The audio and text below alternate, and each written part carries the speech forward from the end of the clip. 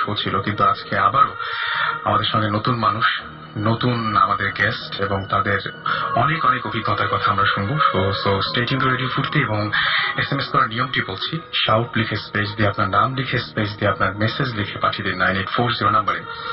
আর regularly আপনাদের অসংখ্য SMS পাই এবং এসএমএস এর সাথে সাথে আপনাদের ইমেলও পাই, যারা আপনাদের স্টোরিগুলো একটু বড় আকারে শেয়ার করতে চান এবং যারা চান যে স্টুডিওতে এসে আমাদের সাথে জয়েন করবেন এবং আপনাদের ঘটনাগুলো শেয়ার করবেন সবার সাথে। তাদের যেটা করতে হবে, ইমেল করতে হবে আমাদের। আর ইমেল করার নিয়মটি হচ্ছে boothfm@radio40.fm। এখানে আপনারা ইচ্ছা করলে ইমেল পাঠিয়ে দিতে পারেন। আর এই মুহূর্তে আমার কাছে বেশ কিছু আমি দেখতে পাচ্ছি যে এসএমএস আছে, যে এসএমএস গুলো আগের সপ্তাহে, আমি সেই এসএমএস গুলোর কিছু কিছু অংশ আমি পড়তে চাই।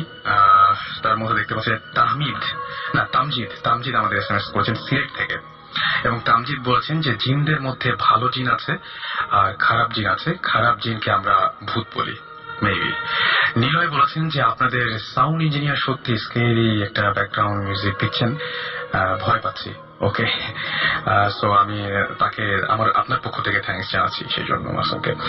আর জুই লিখেছেন যে আমার নিরস জীবনে ভূত এফএম এর কাহিনীগুলো অনেক আনন্দের। ওকে, আমার মনে হয় যে অনেক সাহসী আপনি এবং আপনাদের আনন্দ দিতেই চাই আমরা।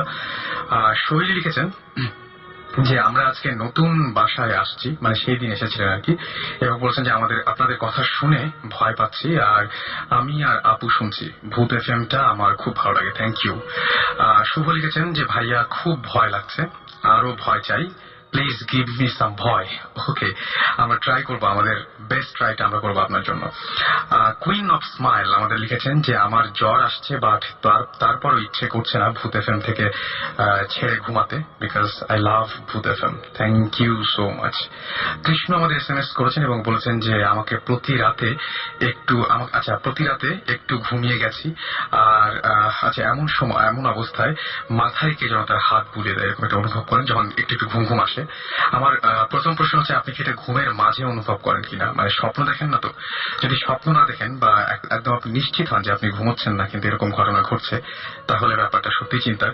তাছাড়া আমার মনে হয় চিন্তার কোনো কারণ নেই, তবে একটু চেক করে দেখবেন, আমার যেটা মনে হয়। যাই হোক, আফজাল আমাদের এসএমএস করেছেন সিলেট থেকে, এবং আফজাল লিখেছেন যে আপনার শোনা গল্পের মতো অন্ধকারে হাতের স্পর্শ আমি অনুভব করেছি। আচ্ছা, হাতের স্পর্শ তিনি গতদিন আমাদের এখানে দুজন হাজব্যান্ড ওয়াইফ, মানে একজন কাপল এসেছিলেন, তারা যে গল্পটা বলেছিলেন বা যে ঘটনাটা বলেছিলেন সেই ঘটনার সূত্র ধরে নিয়ে এসএমএসটি করেছেন।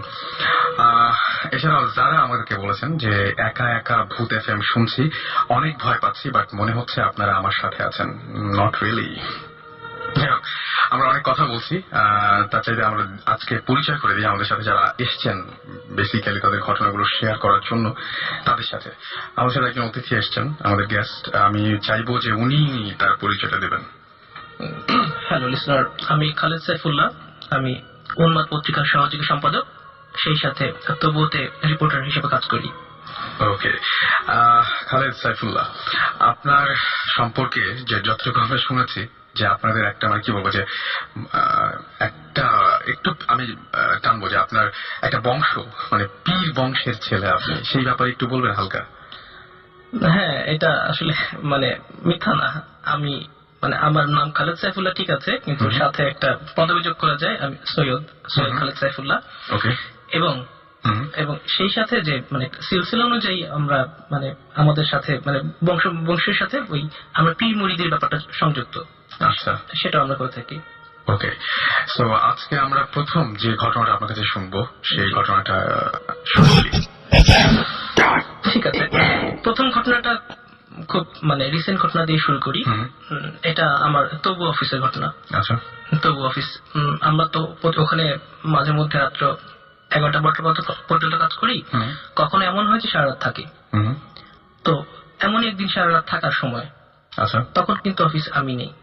অফিসে তখন কাজ করছে আমাদের অনেক ভাই, হেড অফ কন্টেন্ট, এবং মানে গ্রাফিক্সের কাজ যিনি করেন রাকা ভাই, দুজনে কাজ করছেন। এবং দুজনে মিলে একটা প্ল্যান করলেন যে নতুন একটা ফিচার নামানো যায়, তেনাদের রক্ষা প্রকল্প। কারণ তেনাদের রক্ষা প্রকল্প মানে যে ভূতদের রক্ষা প্রকল্প, কারণ ভূত কোথাও নেই তাদের ধারণা অনুযায়ী, এবং আমাদের সবার ধারণা যে ভূত আস্তে আস্তে শহর থেকে চলেই যাচ্ছে এবং তাদের নিয়ে গল্পগুলো হারিয়ে যাচ্ছে। আচ্ছা, তো এইভাবে একটা ফিচার করা যাক। তো ও দুজনই কথা বলছিলেন যে এটার কি আদৌ দরকার আছে কিনা, কারণ জিনিসগুলো এখন আস্তে আস্তে মূল্যহীন, তো এটার দরকার নেই, নতুন কিছু আসা উচিত। কথাবার্তা শেষ হওয়ার আগে ঠিক উঠে তারা খেতে যাবে, ঠিক সেই সময় মানে অনেক একটা ছোটখাটো মানে ধাক্কা খান টেবিলের সাথে, এবং অনেকগুলা পেপার যেগুলো ছিল পেপার সব ছড়িয়ে পড়ে যায়, টেবিল একটা উল্টে পড়ে যায়। আচ্ছা, দুজন মিলে চিন্তা করলেন যে ঠিক আছে থাকুক, এটা আসার পর ঠিক করা যাবে। মানে নেক্সট যে অফিস না, নেক্সট দিন অফিস না, তারা খেতে যাচ্ছেন, তারা রাতে থাকবেন অফিসে, তখন বাজে 2টা। আচ্ছা, তারা খেতে গেছেন এবং মানে একটা টেবিলের সাথে ধাক্কা লেগে 2টা টেবিল উঠে গেছে, মানে পেপার টেবিলে যা ছিল সব মানে টেবিল মানে পড়া সয়লাভ মেঝে। 1 ঘন্টা পরে তারা আসলেন, যখন তালা খুলে দেখলেন যে সবকিছুই ওকে, টেবিলের জায়গায় এবং পেপার প্রতিটার জায়গায় লাগানো, এবং যেগুলো মানে ড্রয়ার খুলে পড়ে গেছে সবগুলো জিনিস ড্রয়ার লাগানো। আচ্ছা, প্রথমত ঘটনা তারা বুঝতে পারেন না কি হলো, পরে দুজন ধাক্কা খান, কারণ এখানে এমন কোন স্কোপ নাই যে কেউ এটা গুছিয়ে রাখবে। ওই রুমটা কি লক করা ছিল বা ওই রুমের চাবি অন্য কারো কাছে? ওই রুমটা লক করা ছিল এবং 100% শিওর দুজনেই যেটা যে ওই চাবিটা একমাত্র তাদের কাছে ছাড়া কারো কাছেই নেই, এবং চাবিটা তখন তাদের পকেটেই ছিল, যেটাতে তারা তালা খুলেছেন আবার। ওকে, তো এটা ছিল মানে তাদের ভাষ্য। পরদিন আমি যখন আসলাম, তারা দুজনেই খুব সিরিয়াস যে এই জিনিসটা এইরকম একটা সমস্যা এবং এটার কোনো মানে সলিউশন নাই। তখন আমি বললাম যে এটা হতে পারে না, because I don't believe on ghost, আমি বিশ্বাস করি না, এবং এটা কোনো ব্যাখ্যা আছে। তারপরে কি হলো যে অফিসে যখনই কোন দরকার হলো, অনেক ভাই এরপর থেকে কখনই আর অফিসে থাকেন নাই। ইভেন রাকা যখন থাকে তখন সে একা থাকে না, সে দরকার হলে আমি তার সাথে থাকি, এবং আমার মনে মানে জিদ চেপে যায় বা মাথায় ভূত চেপে যায়, এটা আমি বের করবো, আমি অফিসে থাকবো। আচ্ছা, অফিসে আমি থাকবো এবং দেখবো ভূত আছে কিনা। রাকা এরপর যখন দরকার হয় সে আমাকে অনুরোধ করে যে আপনি থাকেন, আমি থাকি, এরকম সে না থাকা অবস্থাতেও আমি থাকি। এবার মাঝে মধ্যে দেখা যাচ্ছে আমি অফিসে থাকছি আমার কাছে। এরই মাঝে একদিন দেখা গেল যে মানে এইভাবে কাজ করছে অফিসে, অনেক পত্রিকা রিটার্ন এসেছে, আমাদের কুরিয়ার সার্ভিস থেকে রিটার্ন এসেছে। যখন রিটার্ন এসেছে তখন আমি চিন্তা করছি যে কি করা যায়, মানে এটা কিভাবে রিটার্ন আসছে। তখন দেখলাম যে একটার পর একটা আমি সবগুলা খাম ছিল সবগুলা খামগুলা রাখলাম, পত্রিকা রাখলাম, পুরা মেঝে আবার এরকম সয়লাভ, পুরা মেঝে সয়লাভ, এবং আমি দেখলাম সব বিরক্ত। তখন আমি মানে বিয়ে করলাম, এই মুহূর্তে আমার আবার কারেন্ট চলে গেল। 5 মিনিট পর যখন কারেন্ট আসলো আমি ফ্রিজ হয়ে গেলাম। আচ্ছা, প্রতিটা জিনিস ওই খামের মধ্যে করে আবার বন্ধ করে লাগানো। আচ্ছা, মানে খামের মধ্যে করে খাম লাগানো না, কিন্তু প্রতিটা জিনিস গুছিয়ে রাখা। এবং এটা আপনি নিজে এক্সপেরিয়েন্স করলেন? এটা আমার নিজের এক্সপেরিয়েন্স। আমি জায়গাতে ফ্রিজ হয়ে গেলাম। আচ্ছা, এইরকম একটা জিনিস হইতে পারে চিন্তা করি নাই। আমি দেখছি আশেপাশে মানে আমার সামনের বাসায় নেক্সট ডোরে লাইট জ্বলছে, এখানে কেউ হাঁটছে বাই হচ্ছে, কিন্তু প্রচন্ড আতঙ্কে যেটা হয়ে যায় মনে হচ্ছে পুরাটা খালি এবং আমি একা বসে আছি। এবং তখন থেকে তবু অফিসে পরপক্ষে আমি আর রাতে একা থাকি না। মানে আপনি অনেক সাহসিকতা দেখিয়ে একা থাকতে চেয়েছিলেন, কিন্তু পরবর্তীতে সুবিধা করতে পারেন। এবং কিন্তু একটা জিনিস তো সত্যি যে মানে আমি সত্যি বলতে ইচ্ছে করছে, এই জন্য বলছি যে যে সমস্ত কাণ্ডগুলো ঘটছে তাতে বুঝতে হবে যে যারা ওখানে আছেন সেই তেনারা বেশ উপকারী। হ্যাঁ, এটা ঠিক, ওরা ক্ষতিকারক কিছু নয়, হালকা একটু ভয় পাওয়া ছাড়া তারা বেশ উপকারী ভূত, যদি বলা যায় তো ভূত। ওকে, সো আপনি প্রথমে যখন শুরু করেছিলাম আমরা, তখন আপনি বলেছিলেন যে আপনি বিশ্বাস করেন না যে এই ধরনের কোনো কিছু থাকতে পারে। এখন যদি আপনাকে আবারও জিজ্ঞেস করি যে কি মনে হয় এরকম কোনো কিছু সত্যি আছে কি নাই, তাহলে কি বলবেন? আসলে মানে আপনার এই প্রশ্নের উত্তর দিতে আমি প্রস্তুত নই, কারণ একটা জিনিস যখন বিশ্বাস অবিশ্বাসের দোলাচলা চলে, যেমন আমাকে বলতে পারেন আমি কঠোরভাবে অবিশ্বাসী ছিলাম এই পরে, কিন্তু এখন আমি জানি না, সত্যি জানি না। যাই হোক, আমার প্রশ্নের উত্তর দিতে প্রস্তুত নন খালেদ সাইফুল্লাহ, কিন্তু তেনারা বেশ অপ্রস্তুত করে তুলছেন প্রতিনিয়ত, সেটা মানে বলতেই হবে আমার। এনিওয়েজ, আপনাদের যদি এই ব্যাপারে কোনো মতামত থাকে তাহলে আমার সাথে শেয়ার করতে পারেন। শাউট লিখে স্পেস দিয়ে আপনার নাম লিখে স্পেস দিয়ে আপনার মেসেজ লিখে পাঠিয়ে দিতে পারেন 9840 নাম্বারে। আমাদের নেক্সট গেস্টের কাছে আমরা যাব। আপনার পরিচয়টা একটু বলবেন? আমি অপূর্ব ফ্রম মগবাজার, এবং আমার সাথে আছে আমার ফ্রেন্ড বাঁধন। ওকে, সো আপনারা আমাদের ইমেল করেছিলেন, রাইট? তো আমরা যাদেরকে আজকে দেখেছি, আজকে আমাদের অনেক গেস্ট রয়েছে। মাঝখানে একটা ছোট্ট কথা বলে রাখি যে এখনো পর্যন্ত আমাদের আরেকটা টিম, অর্থাৎ ভৌতিস্ট টিম আমাদের রয়েছে ইনভেস্টিগেশনে, এবং আমরা সেখান থেকে আমরা মাঝে মাঝে আপনাদের আপডেট দেওয়ার চেষ্টা করব। এবং সেই সাথে আমাদের অসংখ্য মানে বেশ কিছু গেস্ট আছে, মানে আজকে ঘটনা বলে শেষ করা যাবে না এরকম একটা অবস্থা। যাই হোক, আজকে আপনার পরিচয়টা তো বললেন, আপনি আমাদের কিভাবে করেছিলেন? আপনি আমাদের ইমেল করেছিলেন এবং ইমেল করে আমাদের সাথে যোগাযোগ করেছিলেন, রাইট? হ্যাঁ। ওকে, তো আপনার যে ঘটনাটা, সেই ঘটনাটা আপনাদের দুজনকে নিয়ে, মানে আপনি এবং আপনার ফ্রেন্ড। জি। সো কি হয়েছিল?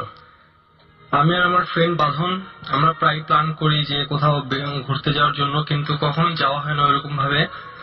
তো আমরা বাঁধন বলতেছি যে দোস্ত, আমরা যে কোনো ভাবে হোক আমরা এবার যাবই, মানে ঘুরতে যাবো আর কি। তো ওর কথা অনুযায়ী আমরা, আমাদের এক ফ্রেন্ড আছে কুমিল্লাতে, ইয়াতে চাপিতলাতে, তো ওকে ফোন দিলাম যে দোস্ত আমরা তোদের বাড়িতে আসতে যেতেছি, এখন ফ্রি আছি তো, এখন ঘুরতে আসতে যেতেছি, কি বলস? তো বলতেছি ঠিক আছে তোরা আয়, তো অনেক মজা হবে। পরে আমরা বাঁধন বলতেছে যে ঠিক আছে আমরা আগামী শুক্রবার যাবো। তোমরা বাসা থেকে বের হই দুপুর তখন 2:30 বাজে। তোমরা বাসা থেকে বের হওয়ার পর তোমরা সায়দাবাদে গিয়ে বাসে উঠে রওনা দিয়ে এসি। তো বাস চলতে থাকে, মাঝে একবার বাসে প্রবলেম হয় আর কি, চাকা পাঞ্চার হয়ে যায়, তারপর এই জায়গায় অনেক টাইম ওয়েস্ট হয়। তো বাস ঠিক করার পর আমরা আবার বাস চলতে শুরু করে। তো বাস থেকে আমরা নামতে অথচ বাসে ওঠার আগে কিন্তু আমাদের ওই ফ্রেন্ডের সাথে কথা হয় আর কি, যে আমরা যেখানে আপনারা যাচ্ছেন ওই ফ্রেন্ডের নাম হচ্ছে বাহার। আচ্ছা। তো আমরা যাইতেছি বাস থেকে নামতে প্রায় মানে রাত 8টা 8:30 বাজবে। এমনিতে পৌঁছানোর সময় মানে কখন পৌঁছানোর কথা ছিল? এমনিতে আমাদের পৌঁছানোর কথা ছিল 5টার সময়। অলরেডি আপনারা 3 ঘন্টা লেট করে ফেলেছেন। 3 ঘন্টা লেট করে ফেলছি। আচ্ছা। তো আমরা বাস থেকে নামার পর জায়গাটা যদিও প্রথমবার যাচ্ছি, তো আমাদের কাছে অপরিচিত লাগছিল জায়গাটা। তো জাস্ট মানে অনেক কৌতূহল নিয়ে গেলাম এখানে আমরা। তো আমরা অনেক মজা করবো, আমরা 2 ফ্রেন্ড গেছি। তো ফ্রেন্ডের নাম্বার ফোন দিচ্ছিলাম যে ফ্রেন্ডের বাসায় যাবো আর কি। তো মোবাইলটা অফ ছিল, তখন মোবাইলটা অফ ছিল। তখন আমরা অনেক আপসেট হয়ে যে কি ব্যাপার, আমার বাড়িতে যাব, তো আসলাম, এখন মোবাইলটা অফ কেন? বারবার ট্রাই করি, যতবারই ট্রাই করি ততবারই অফ, কিন্তু ওর বাবার নাম্বার ছিল না আমাদের কাছে।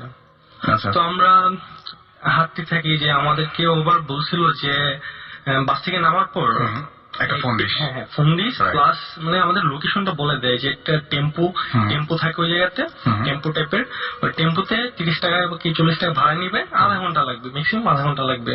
তো আমরা তো যেহেতু লোকেশনটা জানি যে দুজন একসঙ্গে আছে, তারপরে আমরা টেম্পো খুঁজতে থাকি, কিন্তু রাত তখন প্রায় আস্তে আস্তে তো রাত হচ্ছে। তো আমরা টেম্পো খুঁজতে থাকি, মানে কিছুই পাইতেছি না। প্রায় অনেক দূর মোটামুটি অনেক হাঁটতেছি, হাঁটার পর কিছু দূর যাওয়ার পর মানে 2টা লোক আমাদের ফলো করে আমাদের ডাকে, এই যে বাবা শুনো। কিরকম বয়স হবে 45 এরকম, একটু বয়স্ক। তো আমরা দাঁড়াই যাই, তো বললাম যে জি আঙ্কেল বলেন। তো উনি বলতেছে তোমরা কোথেকে আসছো, মানে আমাদেরকে দেখে বুঝছে যে আমরা মানে অন্য কোথাও জায়গা থেকে এসেছি। পরে আমরা বললাম যে আঙ্কেল আমরা ঢাকা থেকে এসেছি, আমাদের এক ফ্রেন্ডের বাড়িতে যাবো, তোর মোবাইলটা অফ। আচ্ছা। তো তখন আঙ্কেল বলতেছে যে আসলে দেখো জায়গাটা বেশি একটা ভালো না, তোমরা যত তাড়াতাড়ি পারো কোথায় চলে যাও। তখন আমরা জিনিসটা এরকম ভাবে মাথায় নিয়ে নেই, যে বলছে ঠিক আছে। এবং এইরকম ক্ষেত্রে যেটা হয় যে যখন কেউ বলে যে জায়গাটা ভালো না, অনেক ভয়, তখন আমাদের প্রথম মাথায় আসে কি যে তার মানে এই জায়গাটা নিরাপদ না মানে মিনস এরকম যে এখানে চোর ডাকাত থাকতে পারে বা এরকম কোনো ক্ষতি হতে পারে। আমরা এরকমই ভাবছিলাম। পরে আমরা ভাবছি ঠিক আছে সমস্যা, কারণ আমাদের কাছে ওইরকম কিছু নাই যে ছিনতাইকারী ধরবে, ওটা ওইরকম আমাদের ভয় নেই। তো আমরা হাঁটতে থাকি কিছু দূর যাওয়ার পর দেখি যে অনেক নিরালা এলাকা, তো দেখি যে একটা চা দোকানের দিকে ভ্যানওয়ালা বসে আছে। ভ্যান না মানে কি বলে, 2টা সিট রাখানো, ভ্যানের উপরে তো ওখানে বসে আছে। তো আমি বললাম যে ভাই যাবেন? তো উনি বলছে যে না ভাই যাবো না। ওনাকে জিজ্ঞেস করার আগে উনি বলতেছে যে যাবে না। তো বললাম যে ভাই আঙ্কেল ভাইয়া চলেন না, কারণ আমরা অনেক বিপদে পড়ছি, আপনি একটু চলেন, আমাদেরকে আগে দিয়ে আসেন। এবং নিশ্চয়ই ওখান থেকে ফেরারও কোনো ওই সময় তো কোনো ট্রান্সপোর্ট বা এরকম বলতে ওই ভ্যান টাইপের যে ওইগুলাই, আর ওইখানে একটাই ছিল। আমাদের তো কোনো ওয়ে নাই যাওয়ার জন্য, অনেকেই যেতে হবে। পরে অনেক রিকোয়েস্ট করলাম, পরে বলছে ঠিক আছে যাবো, কিন্তু 50 টাকা দিতে হবে ভাড়া। তখন ভাড়া শুনে হাসি পেলো যে ঠিক আছে চলেন 50 টাকা দিব, আর বলা লাগে নাকি। পরে আমরা উঠলাম, ওটাতে উঠা যাইতেছি, নিচে একটা হারিকেন জ্বলতেছিল। পরে কিছু দূর যাইতেছি, রাস্তাটা ছিল মাটির রাস্তা। আচ্ছা। তো হঠাৎ করে হারিকেনটা নিভা যায়। কিছু দূর যাওয়ার পর হারিকেনটা নিভা যায়। তখন আমাদেরকে বলে যে আপনাদের হাতে লাইট আছে তো না, মোবাইলের লাইট জ্বালাই, তো আমরা লাইটের সাহায্যে কিছু দূর যাই। কিছু দূর যাওয়ার পর তো অনেক মোটামুটি ভালো দূরে আগাইছি। কিছু দূর যাওয়ার পর তখন দেখি যে ওই ভ্যান টাইপের যে ওটা একটা চাকা বাঁকা হয়ে যায়, ভাঙে না বাঁকা হয়ে যায়, বাঁকা হয়ে ওই ভ্যানটাই বসা যায়। তারপর এখন ভ্যান ড্রাইভার বলতেছে যে মানে যে রিংটা থাকে ওই রিংটা ভেঙে যায়, ওইটা ভেঙে যায়, বাঁকা হয়ে যায়। আচ্ছা, বাঁকা হয়ে যায়। পরে তারপরে এখন ভ্যানওয়ালা বলতেছে যে আমার তো এখন যাওয়া সম্ভব না, আপনারা 5টা মিনিট হাঁটেন সামনে, 5টা মিনিট হাঁটার পরে আপনি পৌঁছায় যাবেন।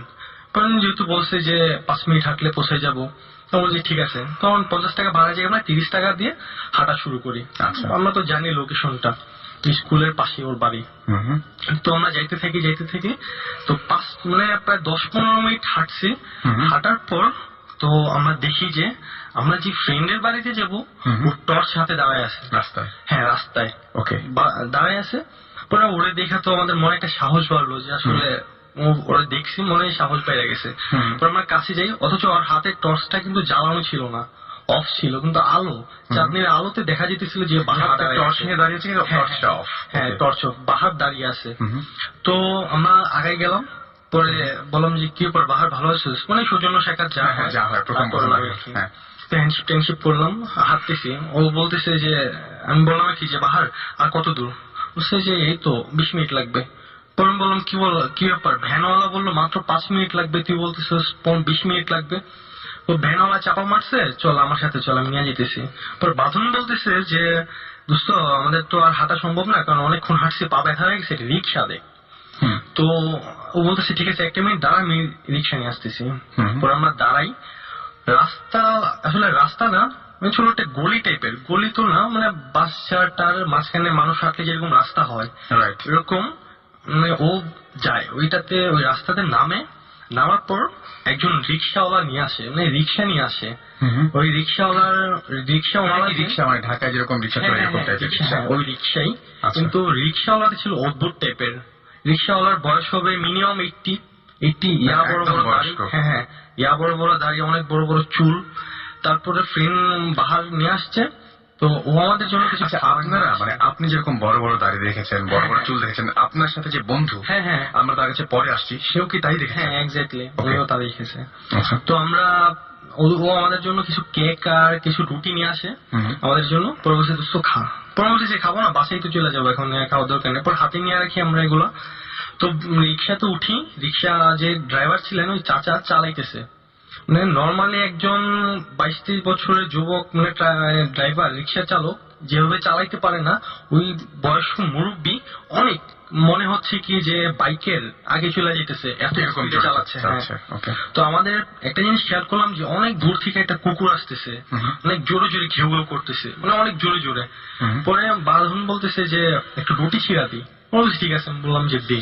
পরে রুটি ছিঁড়া দেয়, কিন্তু কুকুরটা রুটি না নিয়ে আমাদের রিক্সার পিছনে পিছনে আসতে থাকে, তাও অনেক জোরে জোরে ঘেউ ঘেউ করতে থাকে। তো আমরা তো বাঁধন বলতেছে কি ব্যাপারে তো আওয়াজ করতেছি কেন এটা? পরে ঠিক আছে। পরে আমি আর বাঁধন আর বাহারকে বলতেছি দোস্ত চলো একটা গান গাই। পরে আমরা মজা টজা করতে, আপনারা 3 জন একই রিক্সা? হ্যাঁ, আমরা 3 জন একই রিক্সা। তো আমরা বলতেছি দোস্ত আমরা চল গান গাই। পরে আমি আরো গান শুরু করি, কিন্তু ও অনেক চুপচাপ। পরে বললাম কি ব্যাপার বাহার, এত চুপ কেন তুই? বলছে আরে এমনি মনটা ভালো না, এই জন্য। তোরা গান গাও, তোরা মজা কর, সমস্যা নেই। পরে আমি বললাম যে কি ব্যাপার, আর কতক্ষণ লাগবে? আধা ঘন্টা তো পার হয়ে গেছে আমাদের, কিন্তু আধা ঘন্টা পার হয়ে গেছে, রিক্সাতে উঠছি। তো বলতেছে যে আর মাত্র 10 মিনিট লাগবে, চলে আসছি। বুঝছো, আচ্ছা ঠিক আছে। পরে তো কিছু দূর যাওয়ার পর তো বললাম আর কি প্রায় 10 মিনিট পার হয়ে গেছে, ও কিন্তু বলছে 10 মিনিট। তো একটা জিনিস খেয়াল করলাম যে আমরা যে ভ্যানে করে আসছিলাম, যে বাস ঝাড়ের নিচে দিয়ে যাই, ওই বাস ঝাড়ে একই রাস্তা দিয়ে আমরা আবার যাইতেছি, মনে হচ্ছে ব্যাক করছে রাস্তাটা যাওয়ার দিকে। হ্যাঁ, যাওয়ার দিকে।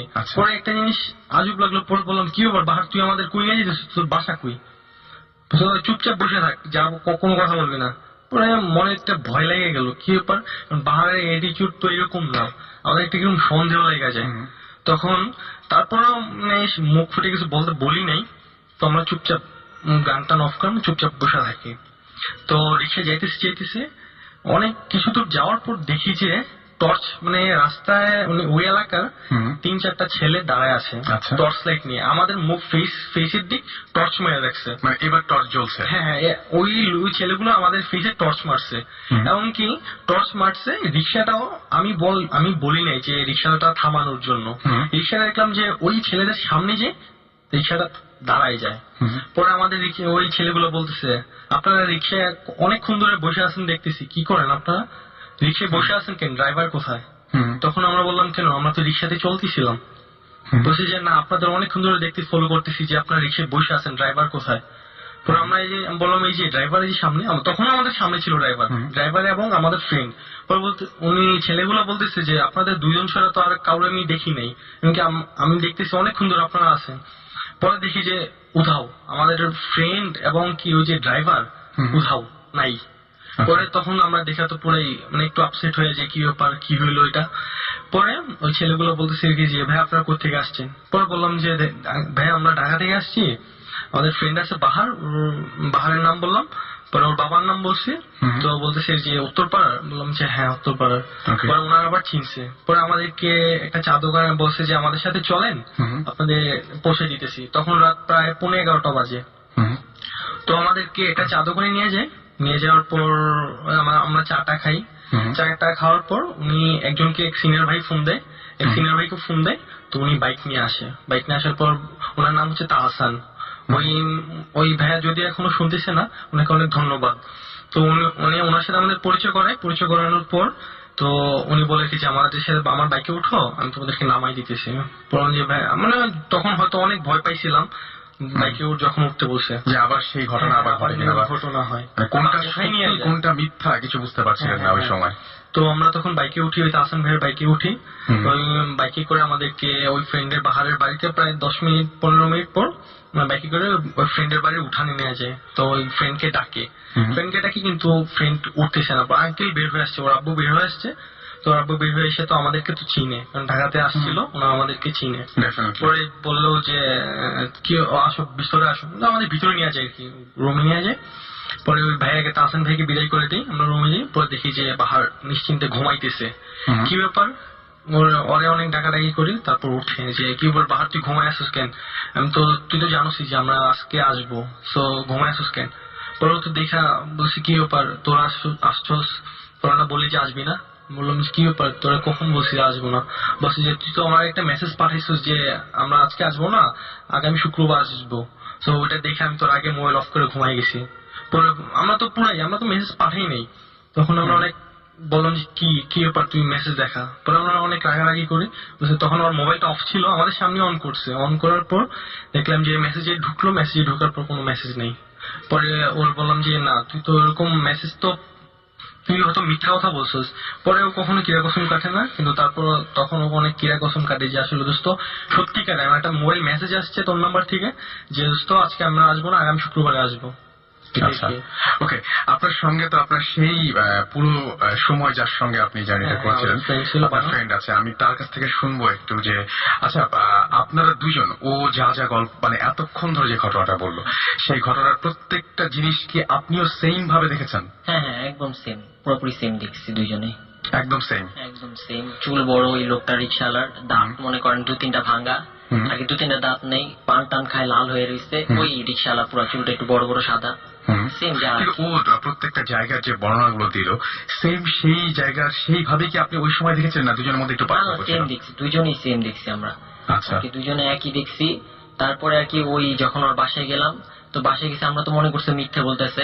পরে দেখি যে না, আসলে সবার জন্য মনে করেন 2টা মানুষ, ওরা 3জন মানুষ ফ্যামিলিতে। কারণ আমরা 2জন গেলে আমাদের জন্য একটু বাড়তি খাওয়া দাওয়ার ব্যবস্থা, দেখি সবকিছু ওরা নিয়ে আসছে।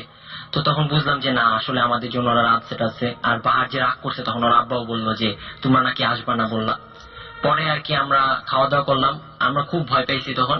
তো ভয় পেয়েছি পরে ও বাহারের আব্বা আর কি, তখন আমার লোম আর কি সারাকের পশম যেগুলো একদম পুরো দাঁড়িয়ে উঠতে, পরে আর কি সবার অবস্থা খারাপ। তো পরে দিয়ে আর কি উনি অনেক বললো যে তোমরা শো এখন আপাতত, তাহলে পরে এখন তো ঘুম আসতেছে না, প্রায় আমরা 2টা পর্যন্ত যাক না।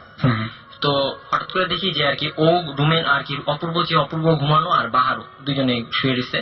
তো হঠাৎ করে দেখি অপূর্ব আমার মধ্যে শুয়েছে আর আমি কিনারে। তো অপূর্ব শরীর দেখি কাঁপতেছে কেমন জানি, আর কি জানি বলতে যেতেছে।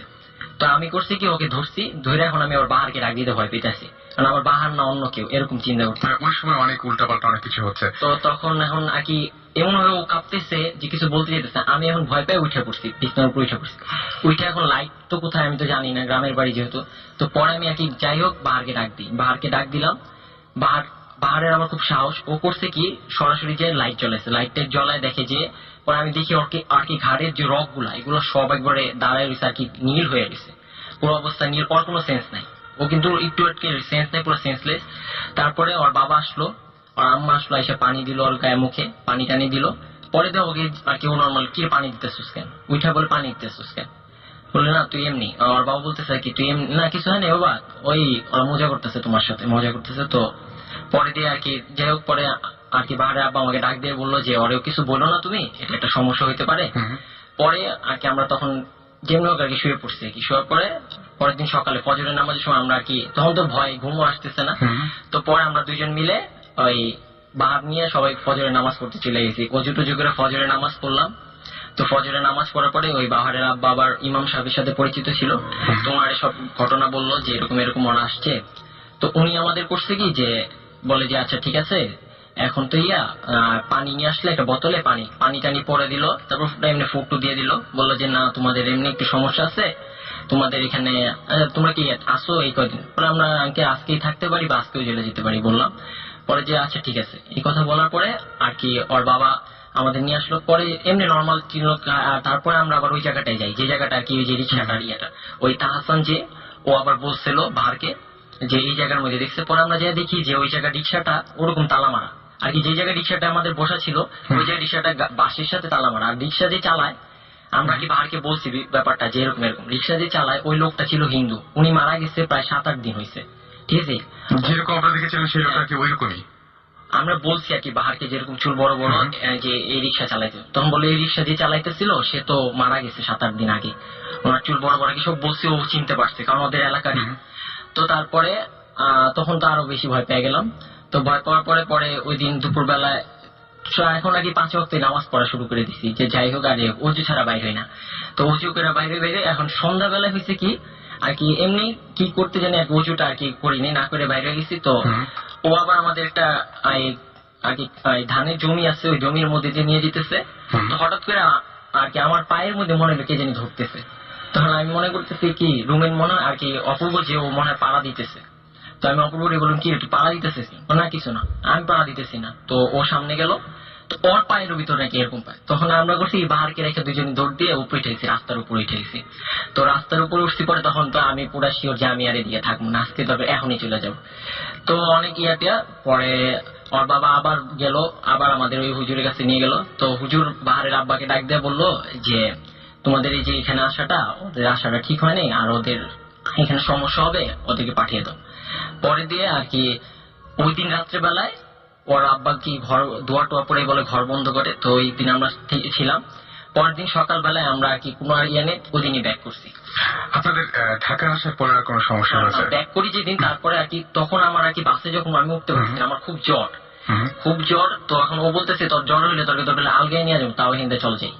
তো এখন এই কথা বলতেছে যখন, তখন আমি বলছি ঠিক আছে চল, আমারও ভয়। পরে বাসে উঠছি, যেই ঢাকায় নামছি আমার আর কি শরীরের জ্বর টর কিছুই নেই, আমার পুরো নর্মাল। তো যাই হোক পরে দিয়ে বাসায় আসলাম, আইসা পরে আম্মুকে বললাম সব ঘটনা। পরে আম্মু বললো যে আব্বুকে নিয়ে যে পরে মসজিদে গেলাম, উনি এমনি বললো যে না এটা কোনো সমস্যা না, এমনি একটু ভুল দেখছো, এগুলো বললো। পরে তারপরে আমাদের আর সমস্যাটা হয়নি আর কি, 4-5 দিন এরকম ছিল। ওকে, একটা অনেক অনেক লম্বা একটা ঘটনা শুনলাম আমরা। আমার একটা ব্রেকে যাই, না একটা ব্রেকে যাই। আর ইন দ্য মিন টাইম আপনি আমাদের SMS করুন। আর আমি বলে দিই একটু ঝট করে যে আমাদের SMS করছেন, আমি দেখতে পাচ্ছি অনেকেই। সেই SMS গুলো নিশ্চয়ই নিয়ে ফিরে আসবো।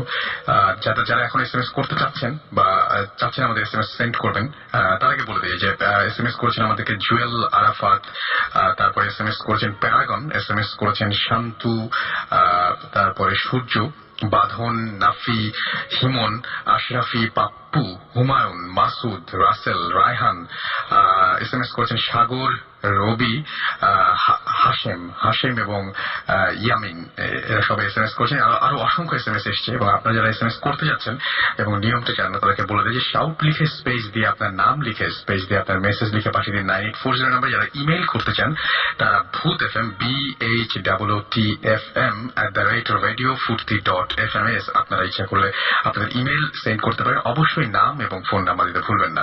আমরা গান শুনে আসবো এবং আমার খুব প্রিয় ব্যান্ডের একটা গান মাঝখানে এই গানটা শুনতে চাচ্ছি। আমরা কথা দিচ্ছি যে একটা গানের পরে ফিরে আসবো, শুনবো রেড হট চিলি পেপারস একটা গান। চলুন শুনে আসি গানটি।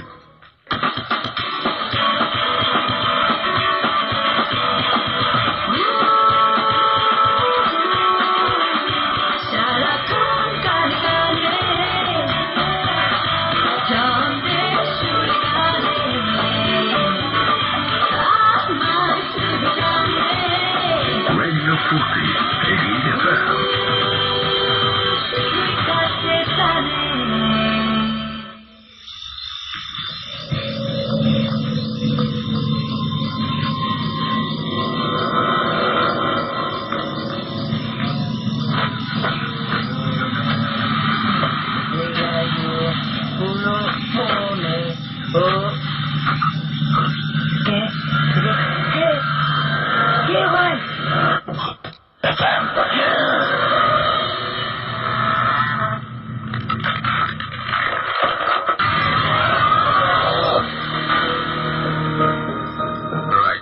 ভূত FM আপনার সাথে আছে এবং আছে আর অনেকক্ষণ, এবং ফিরে আসবো আপনাদের দারুণ দারুণ সব এসএমএস নিয়ে এবং সেই সাথে দারুণ দারুণ সব এক্সপিরিয়েন্স নিয়ে। আমাদের সাথে আরো একজন এই মুহূর্তে জয়েন করছেন, তার পরিচয়টা আমরা একটু জানবো। যে আপনি আপনার নামটা বলবেন শুধু জাস্ট। আসসালামু আলাইকুম ডিয়ার লিসনার, আমি রবিউল ইসলাম বলছি। ওকে, রবিউল ইসলামের কাছে আমরা ফিরে আসবো রবিউল ইসলামের এক্সপিরিয়েন্স শুনতে। তবে তার আগে আমরা আবারও খালেদ ভাইয়ের কাছে চলে যাবো। আমরা তো শুরু থেকে ছোট ঘটনা দিয়ে শুরু করেছিলেন, এখন আমরা আসবো আর একটা ঘটনা যেটা আপনি আমাদের বলেছিলেন একটা বড় ঘটনা বলবেন এরপরে। সেই ঘটনাটা শুনে ফেলি, তাই? ঠিক আছে, ওকে। আমরা তার আগে একটু বলে দিই যে আমাদেরকে এসএমএস করেছেন যারা কষ্ট করে, তাদের মধ্যে আছেন বিশাল, মিরাজ, এসএমএস করেছেন কাশপিয়ান, এসএমএস করেছেন রবিন, নীলাকাশ, এসএমএস করেছেন অনিরুদ্ধ, তারপর এসএমএস করেছেন সেজান, ইফাত, নাবিল, রবিন, রাশেদ, এসএমএস করেছেন সুধা, মাসরুর, এসএমএস করেছেন স্বর্ণা, এসএমএস করেছেন সাদা ক্যানভাস। ওকে, সাদা ক্যানভাস এত রাত্রে শুনলেই খুব ভয় লাগে। আর আমি আরেকবার বলতে এই সময়টা এখন 12টা 38 মিনিট, এখন সকাল 12টা 38 মিনিট, একদমই না, বরং রাত 12টা 38 মিনিট। সুতরাং বুঝতেই পারছেন যে চলছে ভূত FM এবং চলে যাচ্ছি খালেদ ভাইয়ের কাছে। আমি আমার পরিচয় আপনি আগে দিয়ে দিয়েছেন, মানে আমি পীর বংশের ছেলে এটা বলেছেন। হ্যাঁ, আমাদের গ্রামের বাড়ি অর্থাৎ ব্রাহ্মণবাড়ির মাঝিহাতা, ওখানে আমার চাচা এখন পীর সাহেব, এবং খুবই স্বাভাবিক কারণে অর্থাৎ মানে পেশাগত কারণে ওনার কাছে অনেক মানুষ আসে যাদের সমস্যা অনেক রকমের। এর মধ্যে স্পেসিফিক কিছু সমস্যা যেটা কমন, সেটা হচ্ছে কি জিনে ধরা, ভূতে ধরা। এবং এই সমস্যাগুলো খুব কমন, এবং আমরা যখনই গ্রামের বাড়িতে যাই এই ধরনের সমস্যাগুলো দেখে অভ্যস্ত। কাউকে জিনে ধরেছে, চাচা গিয়েছেন, এটা চাচা যাচ্ছেন এবং ঠিক করছেন, কোথাও করছেন, সাজেস্ট করছেন। আমরা না এটা মানে এভাবে দেখে অভ্যস্ত যে মানে যারা খেতে পায় না তারা কম খাবে, এরকম ভাবে আমরা দেখে অভ্যস্ত মানুষের সমস্যা মানুষ আসবে, কিন্তু নিজেদের উপর যেটা করতে পারে এটা কখনো চিন্তা করি নাই। যেমন আমার ওখানে আমার চাচার মেয়ে, আমার কাজিন, ও আমার কাছাকাছি বয়স, একসাথে খেলা করেছি, ছোটবেলায় বড় হয়েছি, খুব ভালো সম্পর্ক, ফ্রেন্ড সম্পর্ক। কিছুদিন আগে মানে যখন কিছুদিন আগে তাকে ফোন করেছি, ফোন করে কথা হচ্ছে আমাদের মধ্যে, তার দেখে মন খারাপ। কেন মন খারাপ, মানে কথা বলে বুঝলো মন খারাপ। কি ব্যাপার তোমার, কেন মন খারাপ? আমি বললো যে আমাকে তো জিনে ধরেছে। কি বলে, কি ধরেছে? জিনে ধরেছে। আমি একটু মানে ফার্স্টে মানে মন খারাপ হলো, বিরক্ত। কেন এই ধরনের ঠাট্টা করার কি দরকার? ঠিক আছে, জানি তো কি, কেন এটা কেন বলবো? তো দেখি সে আমার সাথে কথা বললো এবং সবার কাছ থেকে শুনলাম ব্যাপারটা আসলেই তাই, তাকে জিনে ধরেছে। মানে বাড়ির আরো যারা মেম্বার আছেন তারা সবাই একইভাবে বললেন। জিনিসটা তার সাথে কথা রেখেলাম এবং পরে বাবার কাছ থেকে শুনলাম যে ওর তো জিনে ধরেছে, অবস্থা খারাপ। ওকে, তো এখন আমি তাকে সময় করলাম তাকে ঢাকায় আনা হোক, তার জন্য চিকিৎসা প্রয়োজন। আমি নিজে সাইকোলজি স্টুডেন্ট, এডুকেশন সাইকোলজিতে পড়ি, কাজেই তখন সবাই একটা ইয়ে ছিল যে সাইকোলজিস্ট দেখানো হোক। ঠিক আছে, অন্য চিকিৎসাও চলুক, আমাদের মানে দোয়া কলম হোক, প্লাস সাইকোলজি দেখানো হোক। তাকে ঢাকায় আনা হলো এবং ঢাকায় আনার পরে তাকে দেখে মানে নর্মাল কোনো সমস্যা নাই এবং কোনো সমস্যা হচ্ছে না, নর্মাল আছে। ওকে। আমি তার সাথে কথা বলছি এবং হুট করে দেখা গেল মানে আমি সে আমার মোবাইলটা দেখছি, নতুন মোবাইল কিনেছি, তাকে দেখাচ্ছি খুব শখ করে। তার হাতে মোবাইল, এর মধ্যেই একটা ফোন আসছে। এটা ফোন করেছিল আমার খেয়াল আছে এখনো, উন্মাদে মারুফ ভাই। আর দেশি গল্প শুরু হয়েছে এবং এটা নিয়ে একটি ইম্পর্টেন্ট কথা বলতে ফোন করেছে। হ্যালো, ফোনটা দাও। ফোন আসছে, ও খুব নর্মাল করলো কি, ফোনটা তুলে ঢিল মেরে মানে দিল, ঢিল মারলো। মোবাইলটা আমার মানে টুকরো টুকরো পড়ে গেল। আমি ওদিকে তাকায় থাকলাম, কি হইল? এবং আমরা তখন নিশ্চয়ই মনে হলো এটা ফাজলামি। আমি জানি নাই, মানে তখন আমি হতভম্ব হয়ে গেছি। ফাজলামি কিছু এটা কেন করবে, এটা তো করার কথা না, এটা চাইল্ডিশ কাজ হলো। এরপর দেখলাম কি যে তার চোখটা আস্তে আস্তে মানে হলুদ হয়ে গেল, মানে সিনেমার মতো হলুদ না কিন্তু হলুদ হয়ে গেল। আচ্ছা। এবং এরপরে সে করলো কি যে তার দুই হাত শক্ত করে ঠাস করে চর মারলো তাকে নিজেকে। আচ্ছা। চর মারলো এবং চুপ করে বসে থাকলো, কোনো কথা নাই। তখন ওই পাশ থেকে আমার চাচা ছিলেন তারা লক্ষণ টের পেয়ে তারা দৌড়ে আসছেন যে ব্যাপারটা এখন ওইটাই মানে ওইটা হয়ে গেছে, এই তাকে আমার চিনে ধরছে। সেই সুদূর ব্রাউনবাড়ি থেকে ঢাকায় আসছে এবং জিন্দার পিছু চালান এবং ঢাকায় আসছে। তখন আমি দেখলাম যে এই সমস্যা তো আপনারা অনেকদিন আগে থেকে দেখে অভ্যস্ত যে এই সমস্যাগুলো নিয়েই বেসিক্যালি আপনাদের বাসায় বিভিন্ন ধরনের মানুষজন আসে। সেই সমস্যাটা আপনার ফ্যামিলির মধ্যে এখন দেখতে পাচ্ছেন। এবং তখন আমি নিজে ফিল করলাম যে আরেকজনের হইলে এটা ফিল করা যায় না, যখন নিজেদের উপর পড়ে তখন বোঝা যায়। এবং চোখের সামনে না একটা জিনিস ঠিক, জিনে আমাদের ফ্যামিলিতে ধরে ঠিক আছে, বাট আমি কখনো ফিজিক্যালি কাউকে জিনে ধরা ছাড়ানো আগে ভেবে দেখি নাই। তখন আসলো এবং আমার বোন আমার সাথে যে মানে এতদিন বড় হয়েছে, চোখের সামনে সে যে অট্টহাসিটা দিল, আমি আমার মানে লাইফ কানে কখনো এরকম হাসি শুনি নাই। এই হাসি পৈশাচিক হাসি না, এই হাসি অন্যরকম একটা হাসি। ঠিক আছে, মানে ভূতের হাসি না, আবার কেমন জানি এটা মানুষের পক্ষে দেওয়া সম্ভব না, এটাই একমাত্র কথা এই ব্যাপারে বলা যায়। তো ও করলো কি যে এভাবে ধরে আছে, আমি ওকে করলাম কি যে ওকে আমি করলাম, বলছে ওর হাতটা শক্ত করে ধর। আমার কি করা যায় আমি বুঝতেছি না, বলছে ওর হাতটা শক্ত করে ধর। আমি ওকে ডান হাতটা খুব শক্ত করে ধরলাম যে নড়তে না পারে। ওর বাম হাত দিয়ে ঠাস করে আমাকে একটা চল বসালো এবং মানে রিপিটেশন হচ্ছে, তা বলতে পারি যে এইরকম রুট চল আমি আমার লাইফে খাই নাই কখনো। মানে একটা মেয়ের বাম হাতে এত জোর থাকবে কেন আমি বুঝি নাই। চর মারলো, আমি চর খাওয়া বন্ধ হয়ে গেছে, হাত ছেড়ে দিছি, আবার বলে হাত ধর, সাথে হাত ধরছি, পা ধরছি এবং তাকে তার সামনে তখন আমার চাচা যিনি পীর সাহেব, উনি আয়াতুল কুরসি পড়লেন এবং সূরা জিন পরে ফু দিলেন। এবং ফু দেওয়ার পর সে কাঁপা শুরু করলো এবং কাঁপতে কাঁপতে একসময় সে নিস্তেজ হয়ে গেল। শেষ, ওই দিন আমাদের ঘটনা শেষ। আমার কাছে খুব খারাপ লাগলো যে এটা তো মানে আমি জানি না এটা কি বলে, হিস্ট্রি বলে সিজোফ্রেনিয়া বলে জানি না, বাট এটার একটা কিছু হবে। সিজোফ্রেনিয়া হলে এরকম হয় এটা আমি শুনেছি। তখন এটা নিয়ে আমরা সাইকোলজিস্টের কাছে গেলাম যে ব্যাপারটা এইরকম হচ্ছে। সাইকোলজিস্ট আমরা যে চিন্তা করেছি সাইকোলজিস্ট সেটাই বুঝালেন এবং খুব সুন্দর করে বুঝালেন যে দেখো তুমি গ্রামে বড় হয়েছো এবং তোমার মধ্যে যে কিছু ইনফেরিয়র কমপ্লেক্স থাকে, কিছু থাকে এবং তুমি এই পরিবেশটা তুমি দেখেছো এবং এটা তো আমাদের কাজ করছে, রাইট? তো তুমি মা এই জিনিসটা আস্তে আস্তে নিজের মধ্যে ঢোকাও এবং তোমার মধ্যে যে কাজগুলো তুমি যে নিজেকে মারছো এবং নিজেকে আঘাত করছো, তোমার মধ্যে কিছু মানে সেলফ মানে ডিস্ট্রাক্টিং মনোভাব কাজ করছে, এটাকে দূর করতে হবে। সাইকোলজিস্টের কথা শুনে আমি নিজে ভালো লেগেছে, কনভিন্সড এবং এটাই হওয়া উচিত। ওখান থেকে আমরা গেলাম আর হুজুরের কাছে। এটা কেন গেলেন? এইটা গেলাম কারণ হচ্ছে কি যে এটা উনি বলছেন, ঠিক আছে সাইকোলজিস্টের কথা জানলাম, হুজুর কি বলেন শুনতে গেলাম। ক্রস চেক করছেন? তখন ক্রস চেক করছি, রাইট। সব ধরনের বিশ্বাসকে বাজিয়ে দেখছি, ঠিক আছে। আমার মূল্যবোধ সবার মূল্যবোধ এক না, কাজে সবারটাই দেখা উচিত। আমরা সবাই ওখানে গিয়েছি। ওখানে যাওয়ার পরে হুজুর বললেন জিন আনতে হবে এবং উনি বললেন কিছুক্ষণের মধ্যে উনি করলেন, জিন আসলো এবং জিন এসে কিছু কথা বললো যে জিন আসলো এই ব্যাপারটা আপনার চেঞ্জ হয়ে গেছে এবং সে পরে হিপনোটাইজড এবং তার গলার স্বর ওই সেই হাসি মাঝে মধ্যে আসছে, তার গলার স্বর তার স্বাভাবিক স্বর নাই, বলবো না যে কোনো ভৌতিক স্বর, তার স্বর না ওটা, এবং তার কথা বলা এবং সে কিছু কথা বলেছে না আমার এটা তার বলার কথা না, সে পড়াশোনা করেছে কতটুকু এবং সে বলছে কি এবং অনেক কিছুই বলছে যেটা তার বলার কথা না এবং তার জানার কথাও না। আমি এখানে একটু ইন্টারাপ্ট করবো। আমাদের সেকেন্ড গেস্ট যিনি আছেন, জি। এখনো তার কাছে আমার যায়নি, কিন্তু ওনারও এরকম ঘটনা আছে এবং উনিও কিন্তু যে গলার স্বর টর এই সমস্ত নিয়ে বলবেন, এই ব্যাপারগুলো কি আসলে চেঞ্জ হয়ে যাবে, মিলে যাচ্ছে। আমি কিন্তু ওনার ঘটনাটা আপনার জাস্ট শো শুরু হওয়ার আগে একবার শুনেছি এবং সেম এই ব্যাপারটা ঘটে। আচ্ছা, সো সেটাই বলছেন আপনি একদম। আসলেই তাই ব্যাপারটা, তাই আমি দেখেছি যেটা।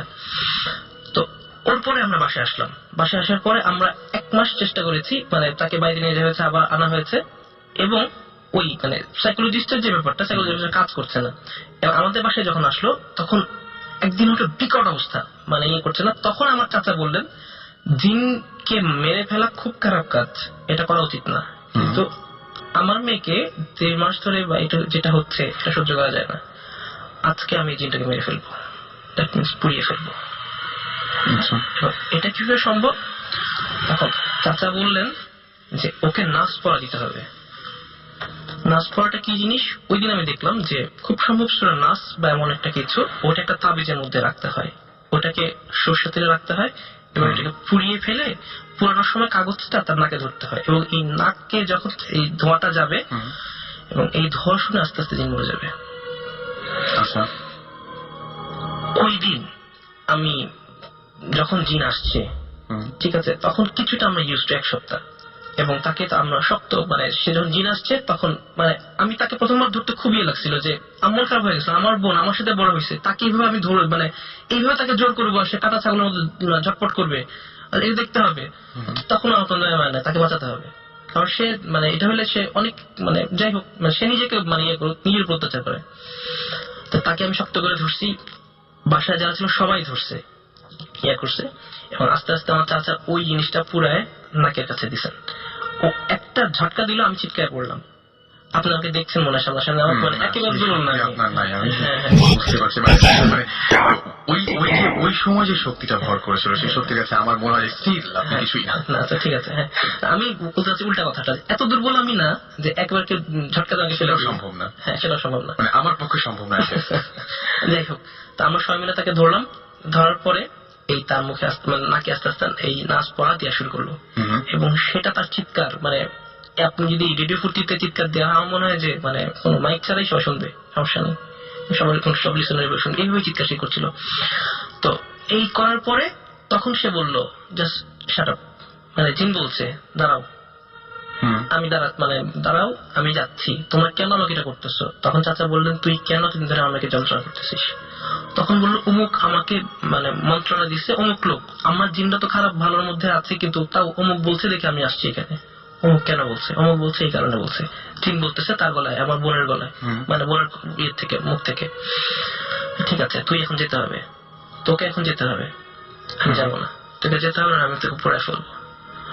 বলছে না, পড়াবি না। তখন আস্তে আস্তে নাকে ধোয়া দিছে, এবং আবার চিৎকার, এবং চোখগুলো থেকে লাল হয়ে গেল, জাস্ট লাল হয়ে গেল, গলার স্বর পুরো পুরুষালী হয়ে গেল, আমি যাবো না, আমি যাবো না, আমি একদম মানে ছেলেদের মতো। ওকে। তখন শেষ পর্যন্ত আধা ঘন্টা এইরকম মানে মানে মরণ কামড়া কামড়ে চিলাচিলির পরে বললো, ওকে আমি যাবো। চাচা বললেন, তুই যাবি, কিন্তু আমি তোকে যেতে দিব না। বলছে না, আমি যাবো, আমাকে ছেড়ে দেবো। তখন জিনিসটা সে ডিফেন্ডিং হয়ে গেল জিন। তখন চাচা বললেন যে জিনিসটা শুনে বলছি, ঠিক আছে আমি যাবো, বলছে তুই যাওয়ার আগে শর্ত একটা, তোকে আমি যেতে দিব, তুই আমাকে লিখিত দিয়ে যাবি যে তুই আমার মেয়ের কাছে কখনো আসলে আমি তোকে মেরে ফেলবো, এবং এই জন্য জিন সমাজ আমাকে কোনো ক্ষতি করতে পারবে না, বা আমার চেনা জানার মধ্যে কোনো ক্ষতি করতে পারবে না। ঠিক আছে, আমি লিখিত দিই। আমি এই আমার বোন তো লিখতে পারে, সবকিছু জানে। আমি করলাম কি, সে শুয়ে আছে, শুয়ে থাকার অবস্থায় তার বাম হাতে কলম দিলাম, এবং শুয়ে থাকা অবস্থায় তার ঘাড়ের কাছে কলম দিলাম। আপনি চেষ্টা করে দেখেন, ঘাড়ের কাছে আপনি যে হাতে লিখেন, তার উল্টা হাত দিয়ে তখন লিখতে পারবেন। মানে শুয়ে আছে, মাথার কাছে লিখছে, মাথার কাছে লিখছে, সে কলমটা ধরলো, আপনার উল্টো পুরো জিনিসটা, হাতটা বেন্ড করে মাথার পেছনে নিয়ে যেয়ে তারপরে ওইভাবে লিখছে। রাইট। তখন মানে একটা মানুষ যেভাবে মানে ইয়ে ধরে, স্লোগান দেয়, তখন যেভাবে কলম ধরে, মানে যেটা মোটা ধরে, সেভাবে সে কলমটা ধরলো, এবং ধরার পরে সে খসখস করে লিখে গেল, আমার নাম বিশ্ব, আমি মাছিয়াতার আম গাছের ডালে থাকি, আমি প্রতিজ্ঞা করছি আমি এই মেয়েকে আর কখনো টাচ করবো না, মানে এই মেয়ের শরীরে ভর করবো না, এবং যদি কখনো করি তবে আমার মৃত্যুর জন্য জিন সমাজ দায়ী থাকবে না। বিশ্ব। তো হিন্দু? জি। তো গরুর মাংস খাওয়া দিই? না। খাওয়াই একটা হাড্ডি আন? না, খাবো না। খাবো না। শেষ পর্যন্ত বললাম চলে যাচ্ছে, আমাকে ছেড়ে দেন, আমাকে টর্চার করেন না প্লিজ, না তোকে গরুর মাংস খেতে হবে না। এই করতে করতে আমার বোন দেখলাম যে তখন চাচা ইয়ে করলেন যে আমার মেয়ে তো এখানে হ্যাম্পার হচ্ছে, সে তো কাঁপতেছে, মানে গরু কাটা গরুর মতো, তাকে ধরে আছে সবাই। তারপরে কি করলো, সে তারপরে মানে ধস করে পড়ে গেল জিনিসটা, ওই বিশ্ব চলে গেল। এবং এখানে মানে ক্লাইম্যাক্সের শুরু চলে গেল। আমার বোন উঠলো, সে পুরো বিধ্বস্ত, কারণ এতটা শক্তি তার শরীর থেকে তো গেছে, এই এনার্জিটা এইরকম ভাবে সে এনার্জি দিছে, সে পুরো বিধ্বস্ত। এবং ওই ঘটনা দেখে তার আগের দিন আমাদের বাসায় যে মেয়েটা কাজ করতো, সে থাকতো স্থানীয় লোকাল বুয়া আর কি, ওই মহিলা চলে গেল, সম্ভব না এখানে থাকা। এবং আমার বোন গেল, সে তখন আমরা বলে দিলাম যে প্লিজ বাড়ি থেকে একটা মানুষ পাঠানো হোক হেল্প করার জন্য, টাকা শুনে মানুষের খুব সমস্যা, এভাবে মানুষ সম্ভব না। ওই দিনই যে লোকটা নিয়ে গেল, বোন কিনা আমার চাচা নিয়ে গেলেন, ওই গাড়ি দিয়ে মেয়েটাকে নিয়ে আসলো। এবং বলা হইলো যে এই ঘটনাগুলো কাগজে বলা না হয়, কারণ এই ঘটনাগুলো আমাদের বাসায় ঘুরছে না, অনেকেই ভয় পাবে, আসবে না। এবং আমরা একটা অদ্ভুত ব্যাপার নিয়ে যে জিনিসটা কখনো বিশ্বাস করতাম না, সবসময় গল্পের বইয়ে পড়তাম বা বিভিন্ন ছোটবেলা থেকে ভূতের বইয়ে পড়তাম, সেই জিনিসটা বাসার মধ্যে করছে, আমার পাশের বাসা আমার বোনকে জিনে ধরছে, আমাদের কাছে তখন মতো অ্যাবসার্ড ঘটনা। তো এই ঘটনা নিয়ে আমরা থাকলাম। ওই সময় বাসায় একটা মেয়ে আসলো, মানে গ্রামে থেকে আসলো, আমরা যে গাড়িতে বোনকে নামাইছি ওই গাড়িতেই জাস্ট মেয়েটাকে নিয়ে চলে আসলো। ঠিক আছে, মেয়েটাকে নিয়ে আসলো, তো আমরা সুন্দর মতো করে গুছিয়ে নিলাম যে যাক অনেকদিন পরে একটা সমস্যার সমাধান, আমরা সবাই খুব খুশি, মানে বোনটার একটা ইয়ে হইলো, সুস্থ সে এখন। তো মেয়েটাকে নিয়ে আসছে। তো এর ওই দিন রাতের ঘটনা, আমি শুয়ে আছি আমার ড্রয়িং রুমের পাশের মানে লাগোয়া বেডে, হুট করে আমার মাথার সামনে সেই পৈশাচিক হাসি, যেটা আমি তখন আমার বোনের মুখ থেকে শুনছিলাম, হা হা হা হা। আমি একটা অদ্ভুত চিৎকার দিয়ে উঠছি ঘুমের থেকে। এই চিৎকারটা দিতে পারছি আমি, মানে এটা আমি জানি না, আব্বা আম্মা বলছেন যে তুমি একটা ভয়ঙ্কর চিৎকার দিচ্ছ, ওই হাসি শুনে যেটা আমরা শুনছি দৌড় দিয়ে আসছি, এই ওই চিৎকার মরে গেছে। ওই মেয়ের মাথার কাছে দাঁড়াইছে, ওই হাসি দিচ্ছে। তখন শুনলাম যে, তখন বলে আমি সেই বিশ্ব। কোন বিশ্ব? বলে আমি সেই বিশ্ব। এটা আপনাকে বলছে সবাই কি আমরা, সে বলতেছে আমি সেই বিশ্ব। তোমরা তুমি এইখানে কেন? তখন হচ্ছে বাসার মধ্যে আমি, আব্বা আম্মা, আমার ছোট ভাই আর একটা মেয়ে আছে, সে আঞ্জু, আর কেউ নাই। এতদিন ছিল আমার চাচা ছিলেন, দিনে ধরলে উনি ম্যানেজ করতেন এবং আসলে চোখের সামনে দেখেছি উনি পারতেন না তা না। এবং এখন কেউ নেই, আমরাই।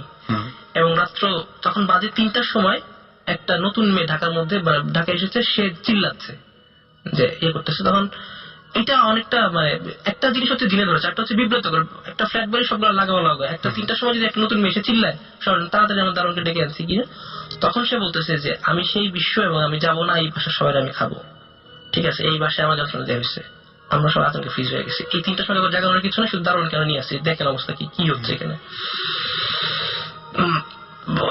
বারবার বলতেছি যে কি আমাদের তো এখন, আমি যতটুকু পারতেছি সবাই বসে পড়তেছি এবং উঠতেছি, এবং ওই মেয়ে বাংলা বলতেছে হাজার বসে পড়বি না, আমি বুঝতেছি তার পড়তেছি কিন্তু পড়বি না, কেউ পড়বি না।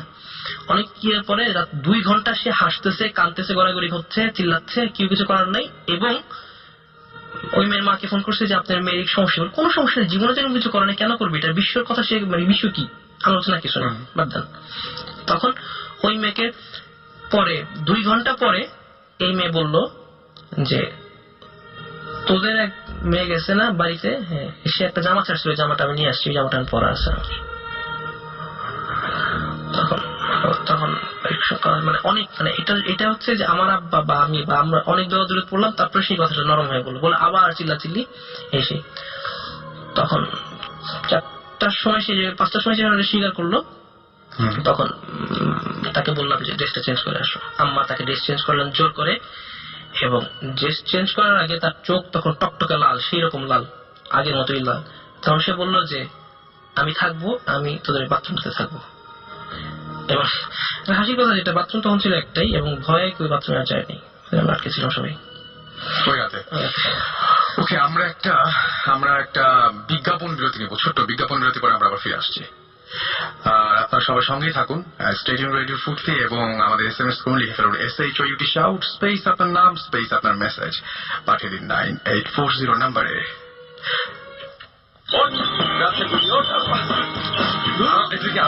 লাখ টাকা দিলে উঠাতে পারবি, 2 টাকা দিয়ে জাগিয়ে দিচ্ছি। কি 2 টাকা? দেখ নেসক্যাফে এখন মাত্র 2 টাকা। হ্যাঁ, নেসক্যাফে এখন মাত্র 2 টাকায়।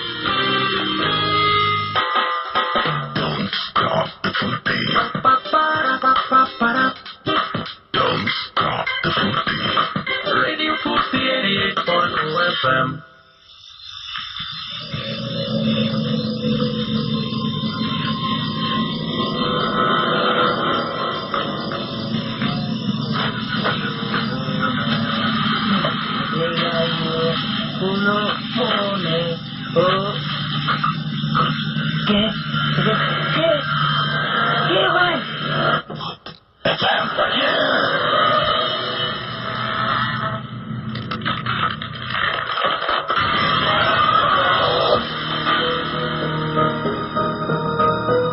দ্যাটস রাইট, শুনছেন সবসময় রেডিও ফুর্তির সাথে আছি রাসেল। চলছে ভূত এফএম এবং ভূত এফএম আপনাদের সবাইকে আরো একবার স্বাগত জানাচ্ছি। আমাদের এসএমএস করছেন শাওন, এবং শাওন তিনি বলছেন যে তাদের বাসাতেও 2 দিন আগে থেকে তার আম্মুর সাথে একটা ঘটনা ঘটেছে, যে তিনি ধারণা করছেন যে জিন ধরেছে। ওকে, আর অনেকে আমাদেরকে এই ঘটনাটা শোনার পরে অনেকে তাদের রিয়াকশন গুলো দিয়েছেন। সেই সমস্ত রিয়াকশনের মধ্যে কিছু রিয়াকশন যারা দিয়েছেন তাদের নাম পড়ছি। সেটা হচ্ছে শান্তু আবার এসএমএস করেছেন আমাদেরকে, এসএমএস করেছেন মাহমুদ, তানিয়া, পিয়াস, জুয়েল, এসএমএস করেছেন আমাদেরকে শেউতা, এসএমএস করেছেন সুব্রত, এসএমএস করেছেন ফাহাদ, হানিফ, এছাড়াও এসএমএস করেছেন তৌসিফ, আকাশ, শিশির, এসএমএস করেছেন জাহিদ, ওল্ড টাউন, এসএমএস করছেন আমাদেরকে। এছাড়াও অনিপান, মিরাজ সহ আরো অনেকে। যাই হোক, আমরা আগে যে গল্পটা শুনছিলাম সেই গল্পে আবারও ফিরে আসবো। তার আগে আমাদের যে আরেকজন গেস্ট রয়েছেন, আমরা তার সাথে একটু কি বলবো, তার সাথে একটু কথা বলে আসি এবং তার কিছু অভিজ্ঞতা আমরা শুনে আসি। আচ্ছা, কি ঘটনা ঘটেছিল, আপনাদের ঘটনার একটু ব্যাকগ্রাউন্ডটা বলবেন যে কি হয়েছিল।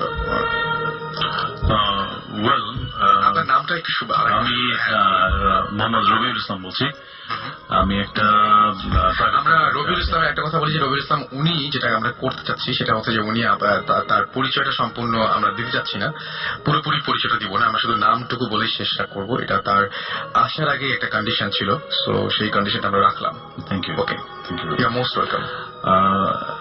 ঘটনাটা শুরু আমার দাদির কাছ থেকে। আমরা ছোটবেলাতে আমরা শুনি, বেসিক্যালি আমার দাদি যখন বিয়ে হয়ে আসে সেই সময় তার উপর জিন পজেস হয়, যেটা আমরা যে বয়সটাতে শুনি ওই বয়সটাতে আসলে একজন বলা যায় যে শিশু বা শিশু থেকে কিছুটা বেশি ওই বয়সে পজেস হওয়া কি বা এই জিনিসগুলো আমাদের মাথায় ছিল না। ওকে, তো ফাইনালি আমরা যখন এর কিছু কিছু সিকোয়েন্স যখন আমরা প্র্যাকটিক্যালি দেখতে থাকি, তখন আমরা জিনিসগুলো নিয়ে একটা আতঙ্কগ্রস্তের ভিতর দিয়ে আমরা যাই। যেমন আমার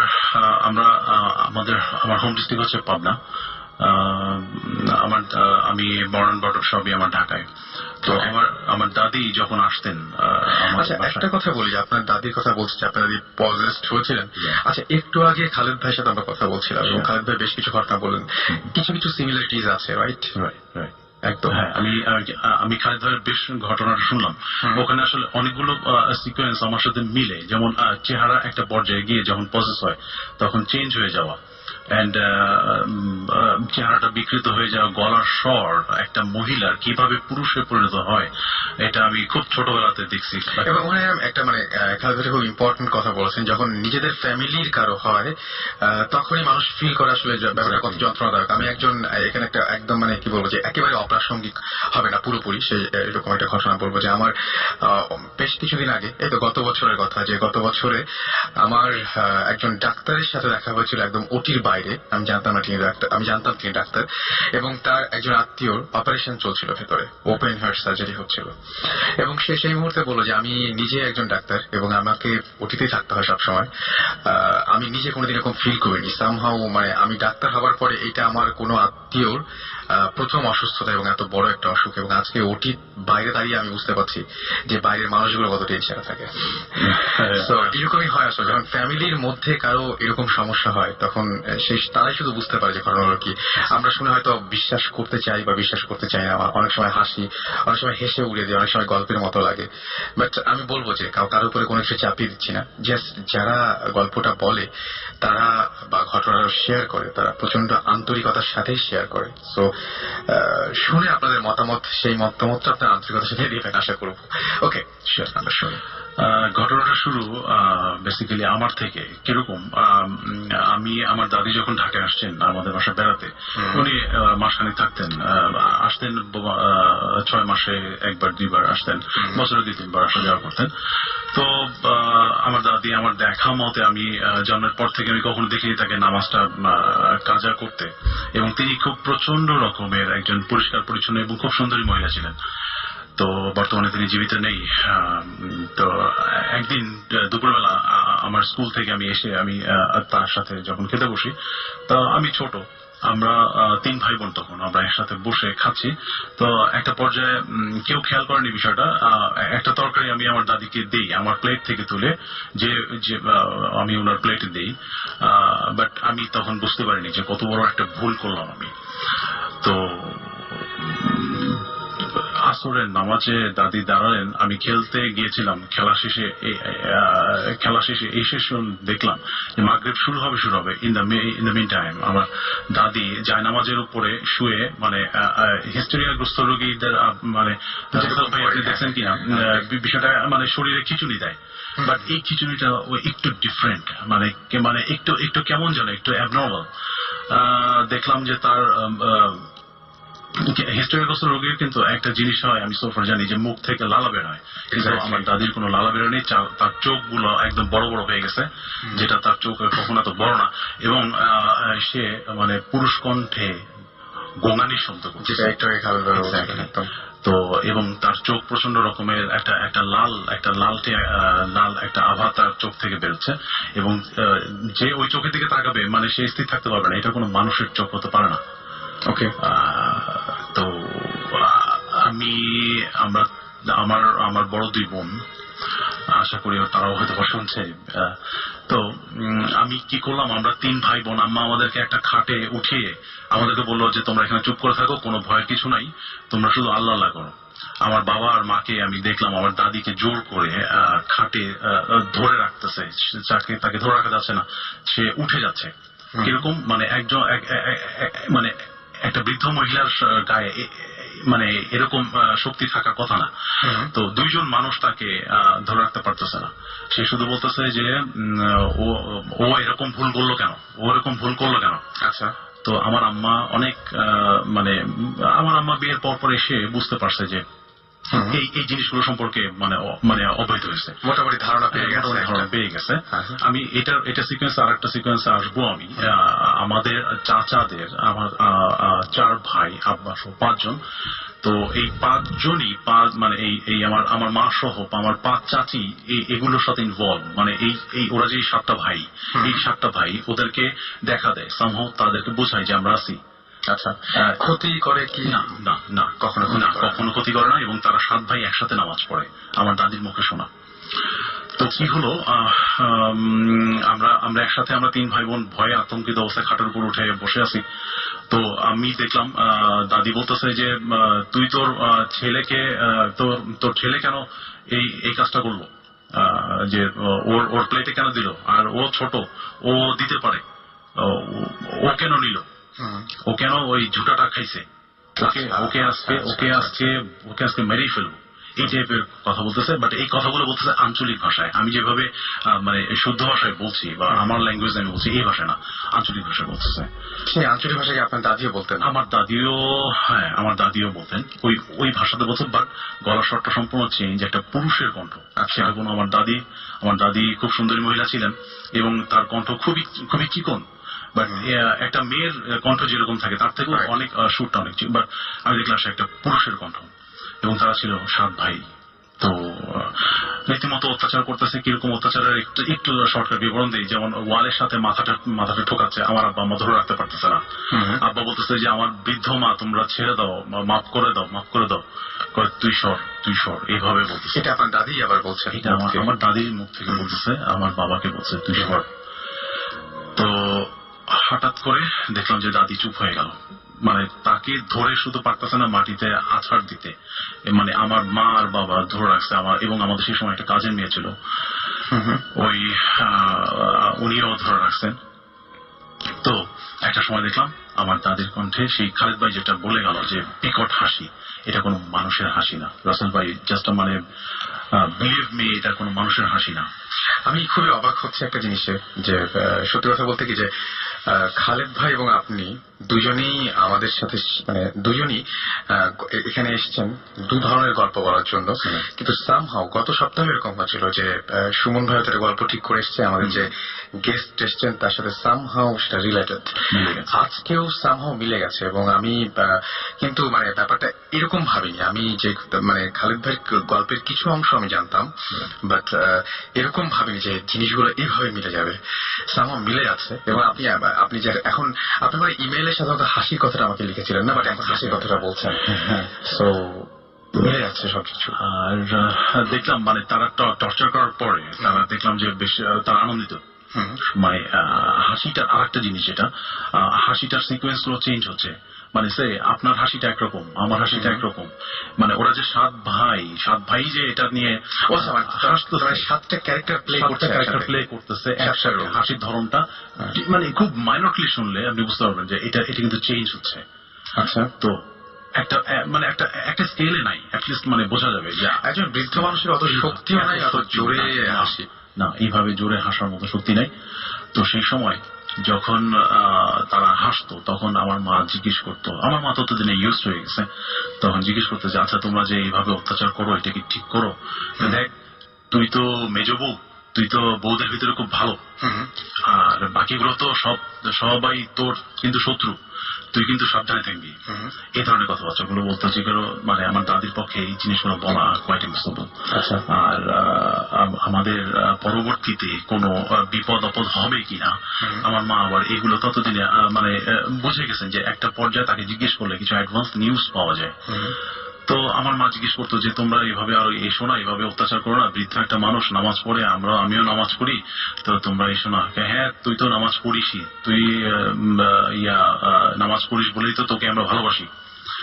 তো গত রমজানে এসছিলাম তুই এত ভয় পাইছিলি কেন তো বললো যে হ্যাঁ আমি বুঝতে পারছি আপনারা এসেছিলেন আমি তখন আমার মা ওই গত বছর যে বছর মানে যে সময়টা হয় তার আগে বছরে এরকম একটা ঘটনা ঘটে বা রমজান মাসে সেই সময় ভাত মানে চুলাতে দিবে ওই সময় দেখে যে জানলার পাশ দিয়ে কিছু একটা সানসেটের উপর থেকে কিছু একটা ধপ করে নামলো মানে জানলা বন্ধ বাট আমার মা ফিল করছে যে কিছু একটা নামছে।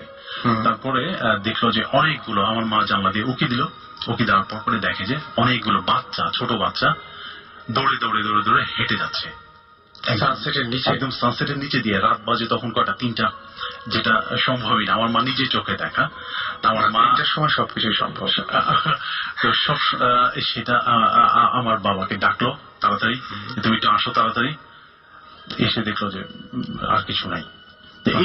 এরকম একটা ঘটনা। তো ওই সাত ভাইয়ের একজন রিপিট করতেছে বলতেছে যে তুই তো গতবার এত ভয় পেয়েছিলি কেন আমি তো তোকে দেখতে আসি পাবনা থেকে তুই এরকম ভয় পাবি না আমরা কিন্তু তোকে আসবো দেখতে তোকে আমরা পছন্দ করি।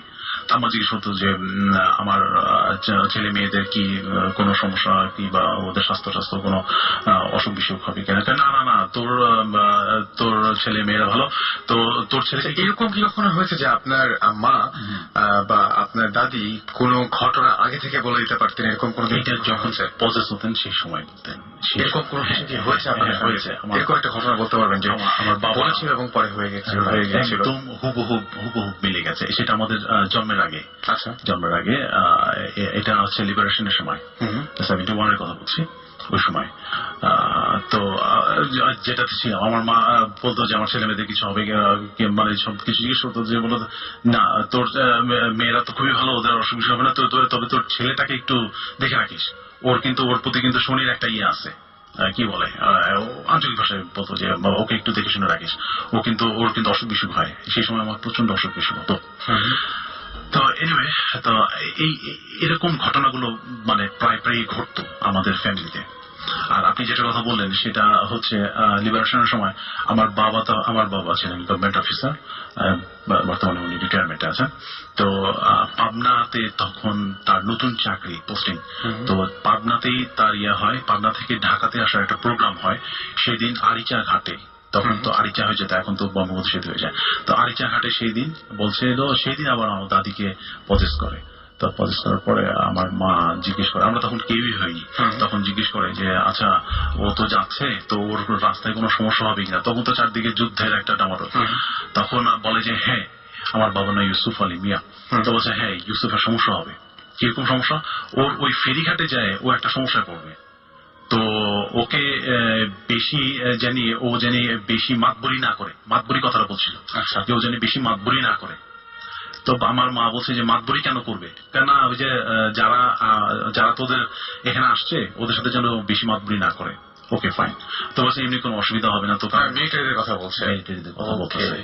তো বলছে যে না, তোদের যারা এখানে আসছে তোদের এখানে ওদের সাথে যেন বেশি মাতবরি না করে। তো ভালো, তো আমার বাবাকে যেতেই হবে, তার চাকরি রক্ষার্থে যেতে হবে, ফাইন। আমার বাবা গেল। যাওয়ার পরে ঠিক ঠিক আইচাঘাটে তাদের বাসটা থামাই দেওয়া হয়। বাসে ছোট বাচ্চারা কাঁদতেছে, মানে খুব মানে অনেকক্ষণ 4-5 ঘন্টা আটকে রাখছে, বাস থেকে নামতেও দিচ্ছে না। গেটের সামনে বন্দুক নিয়ে দাঁড়ায় আছে ওই পাকসেনারা। আমার বাবা কি করলো, আমার বাবা বাস থেকে নামে নাই, জাস্ট ওই যে কন্ট্রাক্টর যেখানে দাঁড়িয়ে থাকে ওখানে গিয়ে বললো যে ভাই এখানে বাচ্চারা আছে, এদেরকে কিছু দেন, এরা অনেকক্ষণ ধরে মহিলারা আছে, তাদেরকে কিছু নামার সুযোগ দেন, আমরা একটু কিছু খাবার দেন আমাদের। তো বলতেছে তুই কে, ওই তখন ইয়েতে জিজ্ঞেস করতেছে ওরা হিন্দিতে বা উর্দুতে, যেটা বলছে যে তুই কে। Okay fine. দেখার পরে আমার বাবা বললেন যে দেখো আমি, আমার তখন ডান্ডি কার্ড বলে, ওরা বলতে ডান্ডি কার্ড, তখন আমার বাবা আইডি কার্ডটা দেখালো গভর্নমেন্টের কাছে, ঠিক আছে। তো বলছে যে সব মানে আমার বাবা কেউ আসতেছে না বাসের ভিতরে, আমার বাবা এগিয়ে আসছে, এটাতে তারা খুব মানে অ্যাস্টোনাইজ, প্লাস আমার বাবার প্রতি আমার বাবাকে ডেকে নিয়ে ক্যাম্পে আগে বসালে সব আইডি কার্ডটা দেখলো, দেখার পরে একটা পর্যায়ে বললো ঠিক আছে, তখন ওরা দিয়ে দেয়। তারও 4-5 ঘন্টা পরে বাসগুলো ছাড়ে। এই একটা হ্যাসেল হয়েছিল। যেটা হচ্ছে সেটা হচ্ছে কোথায় হ্যাসেলটা হবে এটা ওকে। আপনার জীবনে আপনি আপনার লাইফ টাইমে কোনো কিছু দেখেছেন, আপনার কোনো এক্সপিরিয়েন্স আছে? আমি ফিল করেছি, আমরা এখন যে বাসাটাতে থাকি, আমার বোনদের বিয়ে হয়ে গেছে, আমি আমার সাথে আছি, আব্বা আমার সাথে আছে, বাট পাশের একটা ফ্ল্যাটে আমাদের 4টা রুম। এই 4টা রুমের ভিতরে একটা রুম আছে যে রুমে আমাদের মানে বোঝা যায় যে somebody living is over there, somebody এক্সিস্টেন্সটা মানে বোঝা যায়। কেমন বোঝা যায়? কারেন্টটা চলে গেল, কারেন্টটা চলে যাওয়ার সাথে সাথে চেয়ারে একটা কট করে একটা শব্দ হলো, মনে হলো যেন ওই চেয়ারটাতে কেউ একজন বসেছিল। আচ্ছা, ওই চেয়ারটাতে কেউ বসেছিল। তারপরে আমাদের ওই রুমটাতে আমাদের ডিপ ফ্রিজটা আছে, ডিপ ফ্রিজটা আপনি উপরে উঠিয়ে যখন ঢাকনাটা লাগাবেন খট করে একটা শব্দ হলো, মনে হলো কেউ যেন এটা যেন লাগাচ্ছে, মানে একটা এক্সিস্টেন্স বোঝা যায়। আচ্ছা, বাট ওরা কিন্তু আমাদের কোনো ক্ষতি করে না। কিন্তু এরকম ঘটনা আপনাদের মানে কারেন্ট চলে গেলে হয়, এই কারেন্ট থাকা অবস্থাতে কখনো কখনো শুনেছেন? আপনি একা শুনেছেন নাকি সবাই শোনে? আমার ফার্স্ট অ্যানিভার্সারিতে আমরা সবাই মিলে গেস্টরা চলে গেছে, আমরা গিফট করতেছি, রাত 12টা-1টা মতন বাজে। সেই সময় আমার ওই যে একটু আগে বলেছিলাম যে আমার চাচিদেরকে সবাইকে দেখায় যে আমরা আসি, আমাদের এক্সিস্টেন্সটা ওরা বুঝায়। তো আমার চাচিদের পরবর্তী জেনারেশন হচ্ছে আমাদের চাচাতো ভাই বোনরা, তো ভাইদের ওয়াইফদের মধ্যেও কেউ কেউ তাদেরকে সরাসরি দেখছে। ওকে, আমার বড় চাচার বড় ছেলে, উনি তার ওয়াইফ এটা কি দেখেছিলেন সেটা জানার আগে আমরা একটা ছোট্ট একটা ব্রেক নেব, একটা বিজ্ঞাপন বিরতিতে যাই না, একটা বিজ্ঞাপন বিরতির পরে আমরা ফিরে আসছি একটু পরে। So stay tuned two radio 4 কোথাও যাবেন না।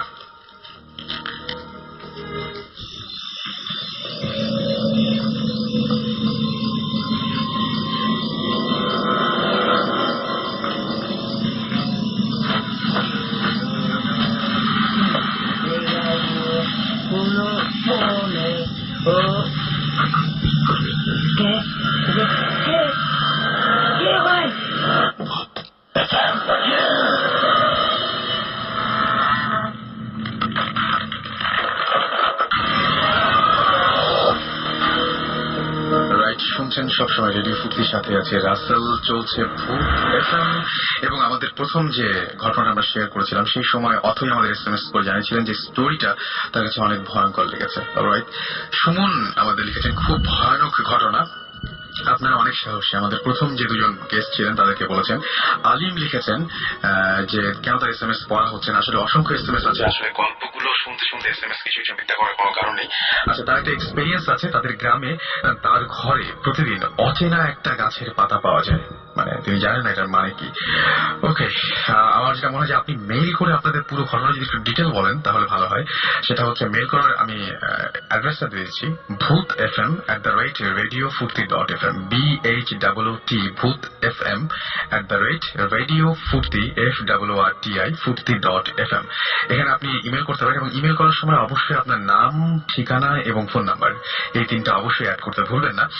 আর ডক্টর জাহিদ আমাদের লিখেছেন যে আমি চ্যালেঞ্জ করলাম যে সমস্ত ঘটনাগুলো হচ্ছে সেই সমস্ত ঘটনাগুলোর সায়েন্টিফিক ব্যাখ্যা তার কাছে রয়েছে, এবং তিনি বলছেন যে অ্যাকচুয়ালি ভূত বলে তো কিছু নেই, এবং তিনি বলছেন যে কোনো প্রবলেম তিনি দূর করে ফেলতে পারেন। আমি আপনার সাথে একেবারেই একমত হচ্ছি না, কারণ আপনি ব্যাখ্যা করবেন সায়েন্স দিয়ে। সায়েন্স আর এই প্যারানর্মাল যে সমস্ত ব্যাপার স্যাপার সেই সমস্ত ব্যাপার স্যাপারকে আসলে মানে একটাকে দিয়ে আরেকটা যদি আপনি একটা জাজ করতে চান তাহলে এটা সবচাইতে বড় ভুল কাজ হবে আমার মনে হয়, কারণ সায়েন্সের এটা ভাবার মতো কোনো সাবজেক্ট না।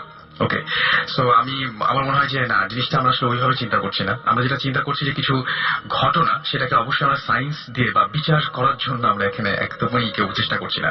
আচ্ছা, যাই হোক, আমাদের সাথে যিনি এতক্ষণ কথা বলছিলেন তার সাথে আমি মাঝখানে থামিয়ে দিয়েছিলাম এবং আমরা একটা ব্রেক নিয়েছিলাম। আমরা তার কাছে আবার ফিরে আসবো।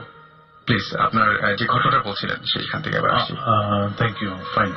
আমার বড় চাচার বড় ছেলে, ইনফ্যাক্ট আমাদের বংশের বড় ছেলে, বড় ভাই, সম্মান করি তাকে সবাই আমরা। তো ওনার ওয়াইফ নতুন বিয়ে হয়েছে, তো গ্রামের বাড়িতে গেছেন। আমাদের একটা বড় একটা পুকুর আছে বাড়ির পেছনে, ওই পেছনটাতে আমাদের বেশ অনেকগুলো পুকুর, পেছনটাতে বাড়ির মহিলারা ওখানে তারা গোসল টোসল করে। আচ্ছা, অনেক পুরাতন পুকুরটা। তো একদিন উনিও গেছে, যাওয়ার পরে হঠাৎ করে দেখলো যে ওখানে 2-3 জন মহিলা গোসল করতেছে। উনি কি মনে করে পুকুরটা চেক করে গেল আর কি, যে কেউ আছে কিনা, কেউ থাকলে উনি আর কি নামবে। তো উনি কি করলো, উনি বাসার ভেতরে গিয়ে উনার কাপড় চোপড় যা যা সব নিয়ে সাথে সাথে ইটস ম্যাটার অফ 1 মিনিট উনি আবার গেল। আর ওই মহিলারা ওই মানে যে স্টেজে ছিল তাদের 1 মিনিটের ভিতরে ওখান থেকে চলে আসার কথা না, বা তাদের আনুষঙ্গিক যে গোসলের যে পর্যায়ে যে কাজগুলো থাকে সেগুলো শেষ হওয়ার কথা না। উনি এসে দেখলেন পুকুর ঘাট সম্পূর্ণ শূন্য, এবং কিছুক্ষণ আগে যে এখানে যে কেউ যদি গোসল করার যে একটা সিঁড়ির উপরে, আমাদের বড় একটা সানবাঁধানো সিঁড়ি আছে, সিঁড়ির উপরে যে পানি টানি সাবান টাবান ইউজ করা যে বিষয়গুলো থাকে ওগুলো কিছুই নেই, কোনো চিহ্ন নেই। সকাল থেকে এখন পর্যন্ত পুকুরটা ইউজ হয়নি, ওই ঘাটটা কেউ ইউজ করেনি, এরকম ভাবে শুকনো একদম কটকটা। উনি রীতিমতো মানে পুকুরের ওখান থেকে মানে উনি কিভাবে আসছে উনি পরে আমাদেরকে বলছে যে মানে চিৎকার দিয়ে কাপড় টাপড় হাতে কি ছিল দৌড়ে ফেলে দিয়ে সব উনি বাসার ভিতরে এসে হুমড়ি খেয়ে পড়ছে। এই দৃশ্যটা দেখে এরকম কিছু আছে। ওকে, তাহলে আমরা আরো কিছু ঘটনা জানতে পারবো আশা করছি। তার আগে আমরা একটা ছোট্ট ব্রেক নিব, তাই না? ছোট একটা ব্রেক নিব। ইন দ্য মিন টাইম আপনাদের বলবো যে আপনারা SMS করতে পারেন। আর SMS করার নিয়মটি হচ্ছে শাউট লিখে স্পেস দিয়ে আপনার নাম লিখে স্পেস দিয়ে আপনার মেসেজ লিখে পাঠিয়ে দিন 9840 নাম্বারে। তবে তার আগে আমার একটা ঘটনা আছে, রিসেন্টলি ঈদের মধ্যে হয়েছে এটা। ঈদের মধ্যে বলতে আমি বুঝাচ্ছি যে ঈদের ছুটির পরে মাঝে মাঝে একটা সময়ে আমার ঘটনাটা ঘটেছে। সেটা হচ্ছে যে এবার জানেন সবাই যে ঈদের একটা লম্বা ছুটি ছিল, তো আমরা কয়েক বন্ধু মিলে আমরা তখন ঢাকার বাইরে একটা জায়গায়, আমি স্পেসিফিক কোন জায়গাটা বলছি না, একটা জায়গায় আমরা হাঁটছিলাম সব বন্ধুরা মিলে একসঙ্গে। তো এই যে হাঁটছি এবং তার মাঝে মাঝে বিভিন্ন ধরনের ঈদের কথা হচ্ছে যে অমুকের সাথে এবার দেখা হলো, তমুকের সাথে এবার দেখা হলো না, ও তো দেশের বাইরে আছে, এই সমস্ত বিভিন্ন বিষয় নিয়ে আমরা কথা বলছি এবং ধীরে ধীরে আমরা সবাই কত ব্যস্ত হয়ে যাচ্ছি এই সমস্ত বিষয় নিয়ে কথা বলছিলাম। আমাদের পেছন দিকে ধরুন যে আচ্ছা আমি বলি যে ধরুন যে এটা পুরনো ঢাকার কোন একটা জায়গা এবং পেছন দিকে নদী এবং আমরা নদীটাকে পেছনে রেখে সামনের দিকে হাঁটছি। তো আমার একটা বন্ধু জাস্ট বললো যে জানিস এইখানে, ওই এলাকার ছেলে, সে বললো যে জানিস এখানে একটা জায়গা আছে, একটা গলি আছে, এই গলিটাতে আমরা সাধারণত কেউ কখনো যাই না, কারণ এই গলিটা আমি ছোটবেলা থেকে শুনে আসছি যে এই গলিতে গেলে যেটা দেখা যায়, আমার কাছে ফানি লাগলো প্রথমে যে এই গলিটাতে দেখা যায় যে একটা মেয়েকে দেখা যায়। তো অনেক রাতে আসলে এদিক দিয়ে একটা মেয়েকে দেখা যায়। তারা প্রথমে মনে করলাম যে মেয়েকে দেখা যায় এটা কি ধরনের কথা, একটা মেয়েকে। আমি বললাম যে কিভাবে দেখা যায়, তো বলছে যে মাঝে মাঝে দেখা যায় সে দেয়ালের উপরে দাঁড়িয়ে আছে, মাঝে মাঝে দেখা যায় বসে আছে গাছের উপরে, এরকম ধরনের দেখা যায়। তো বললাম তাই নাকি, কোথায় সেই গলি, কোথায় দেখি। তারপরে আমরা হেঁটে আসছি এবং ওই প্রসঙ্গ নিয়েই কথা বলতে বলতে আমরা হেঁটে আসছি, ততক্ষণে গলিটার কাছাকাছি চলে আসছি এবং খুবই অদ্ভুত একটা ঘটনা গড়ির কাছাকাছি এসে বসলো, মানে ঘটলো। আমি ততক্ষণে মানে একেবারে জিনিসটা বিশ্বাস করি, কারণ ততক্ষণে সে আবার বলতে শুরু করেছে আমাকে যে জানিস আমি একদিন দেখেছি। তো আমি বললাম যে দেখেছিস মানে কোন জায়গায়, মানে এটা মানে কিরকম ভাবে? তো সে বললো যে দেখেছি এরকম ভাবে যে এখানে একটা গাছ আছে, গাছের ওপরে মেয়েটা বসে আছে। তখন আমি বুঝলাম জিনিসটা মানে যথেষ্ট রকমের ফানি, এবং এটা বিশ্বাস করার কোনো কারণই নাই যে একটা মেয়ে রাতের বেলায় গাছের উপরে বসে আছে, এত রাত্রে কেউ দেখবে, সেটা খুবই ফানি লাগার কথা। এবং এটা মানে ব্যাপারটা শুনলে ঠিক ভয় লাগে না। তা বললাম যে কই সেই গলি কোথায়? তো ততক্ষণে গলির একদম কাছাকাছি চলে এসে সে আমাকে দেখালো যে হাতের বাইরের যে গলিটা দেখছিস এই গলিটা। আমি বললাম, তখন আমি তখন যে কোশ্চেন গুলো করছি আমি ঠিক কনসিয়াসলি করছিলাম না। আমি বললাম যে এই গলিটায় কি দেখিস? তো বললো যে এই গলিটায় দেখি একটা মেয়ে এই দেয়ালটার উপরে বসে থাকে। আমি সেই সময় সবচাইতে ভয়ঙ্কর ঘটনাটা ঘটলো। আমি বলবো না যে আমি সামনে দেখলাম, আমার জাস্ট চোখ মানে বন্ধ করে যেরকম মনে হয়, আমি জাস্ট দেখলাম যে একটা মেয়ে। তারপরে ঘটনা তখন আমি দেখি, আমি বললাম যে এই গলিতে আছে, এখানে কোনো ঘটনা আছে আগে? সে বললো যে এইখানে ও বলছে, এবং একইভাবে একই সাথে আমি ঘটনাটা ভিজুয়ালাইজ করতে শুরু করলাম। ও ঠিক যেভাবে বলছে আমি ঠিক সেভাবে ভিজুয়ালাইজ করলাম। আমি বললাম, ও বলছে যে এইখানে একটা মেয়ে বহুদিন আগে এই গাছটা থেকে ফাঁসি নিয়েছিল। আমি জাস্ট হুবহু সেই ঘটনা দেখতে পেলাম, একদম একটা মেয়ে জাস্ট ফাঁসিতে ঝুলে আছে। এটা তো মনের ভুলই হতে পারে, কারণ সে কিন্তু ঘটনাটা খুবই এত অদ্ভুত হয়ে ঘটলো যে ও যে মুহূর্তে বলছে আমি সেই মুহূর্তে দেখছি। আমি জানি না ও কি বলবে, ও জানে না আমি কি দেখবো, এরকম একটা সিচুয়েশন। এবং আমি দেখতে পেলাম। দেখার পরে আমি সেই বন্ধুটাকে জাস্ট একটা কথা জিজ্ঞেস করলাম, আমি যেরকম ভাবে দেখতে পেয়েছি। আমি বললাম কি জানিস, আমার দেখে মেয়েটাকে দেখে মনে হলো যে মেয়েটার বয়স 17 বছর। আমি একদম এক্স্যাক্টলি এটাই বলেছি যে 17 বছর বোধহয়। তো ও বলল যে আমি জানি না, তবে খোঁজ নিয়ে আমাকে বলতে হবে। তারপর যেটা দেখলাম সেটা হচ্ছে সে খোঁজ নিল এবং সে চিন্তা করার পরে বলেছে হ্যাঁ এইরকমই বয়স হওয়ার কথা। এটা আমার জানার কথা, কোন বয়সের কোন মেয়ে এখানে ফাঁসি নিয়েছে বা কি হয়েছে সেটা আমি দেখলাম, এবং বয়সটা সহ দেখলাম।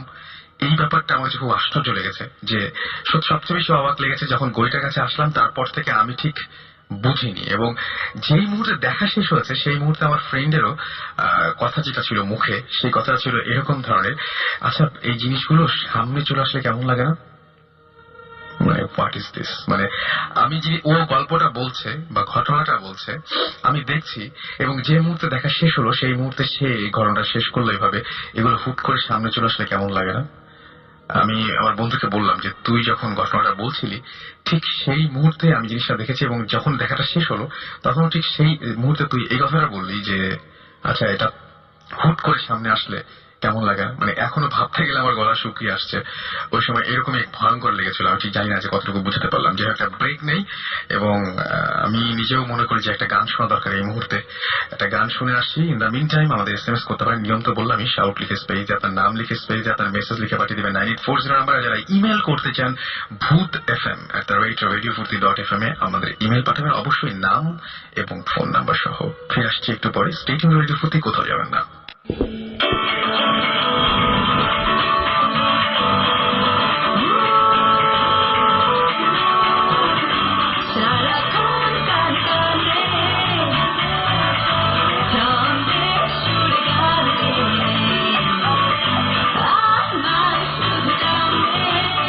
Radio Fusi, 88 FM.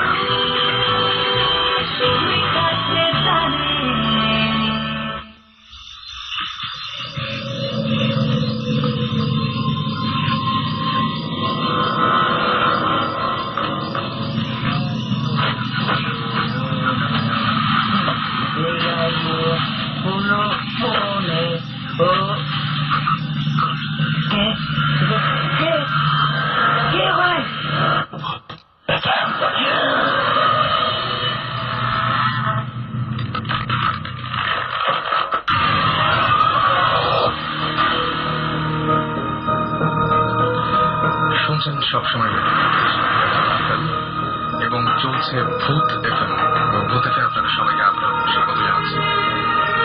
আর এই মুহূর্তে একটা ইমেল করতে যাচ্ছি আমি। সেই ইমেলটা হচ্ছে যে আমাকে ইমেলটা পাঠিয়েছে হচ্ছে মুমিত ইমেল পাঠিয়েছেন, এবং মুমিত একটা বেসরকারি বিশ্ববিদ্যালয়ে পড়াশোনা করছেন তিনি। এবং আমি তার ভাষা একটু পড়তে থাকি। তিনি যে আমি থাকি পুরান ঢাকার রাজার দেউরি এলাকায়। আমার সাথে কিছুদিন আগে একটা অস্বাভাবিক ঘটনা ঘটে এবং থার্সডেতে এমনিতে রাস্তায় অনেক জ্যাম থাকে। সেদিন আমার এক ফ্রেন্ড আমাকে নীলক্ষেতে থাকতে বলে বিকেল 4:30টার দিকে। আমি বাসা থেকে বের হই 4টার দিকে, মেইন রোডে এসে রিক্সা খুঁজতে থাকি। এই রিক্সাওয়ালা বলে নীলক্ষেত 80 টাকা, কিন্তু ভাড়া হবার কথা 40 টাকার বেশি না। আমি সামনের দিকে তাকালাম, রাস্তার দেখতে পেলাম অনেক জ্যাম, রিক্সা নিলে অনেকক্ষণ বসে থাকতে হবে এক জায়গায়। তাই আমি হাঁটতে শুরু করলাম এবং আমার ফ্রেন্ডকে ফোনে বলে দিলাম যে 5টার সময় নীলক্ষেত থেকে আমার আসতে দেরি হবে। এরপর আমি হাঁটতে হাঁটতে অনেক দূর আসলাম। পুরান ঢাকার মাহুতটুলিতে আসার পর আমি দেখলাম রাস্তার জ্যাম অনেক কমে গেছে। তাই আমি রিক্সা নেওয়ার ডিসিশন নিলাম। এক ব্লু শার্ট পরা রিক্সাওয়ালাকে বললাম, সে বলল 50 টাকা। আমার একটু রাগ লাগলো যে এত দূর আসার পরেও এত টাকা ভাড়া চায়। তাই আমি ডিসাইড করলাম যে আজকে যত কষ্টই হোক হেঁটে যাব। বাট অনেক দূর আসার পর আমি অনেক টায়ার্ড ছিলাম। আমি আরো অনেক দূর হেঁটে চলে যাই 7 রওজা নামের মাজারের কাছে। খুব দ্রুত হেঁটে যাই।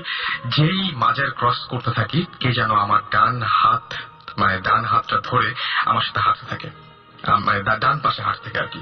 আমি পাশে ফিরে দেখি একজন বুড়ো লোক, সাদা দাড়ি, লম্বা গোল চেহারার মানুষ আমার হাত ধরে আছে। সে একটি পুরনো মেরুন কালারের পাঞ্জাবি পরে আছে এবং আমি তাকে আগে কখনো দেখিনি। সে আমাকে বলে যে, কাকা আপনি হাঁটছেন কেন? ওই রিক্সাওয়ালা কত ভাড়া চায়? আমি তাকে বললাম, কিন্তু আমার মনে আসে নাই যে লোকটা কি করে জানলো আমি রিক্সাওয়ালাকে যেতে বলেছি। কারণ সে চেয়েছিল কারণ সেটা ছিল মাহুতটুলিতে, যেটা সেখান থেকে অনেক দূর এবং আমি অনেক দ্রুত হেঁটে এসেছি। একজন বুড়ো লোক কি করে জানলো আমার দূরের ঘটনা?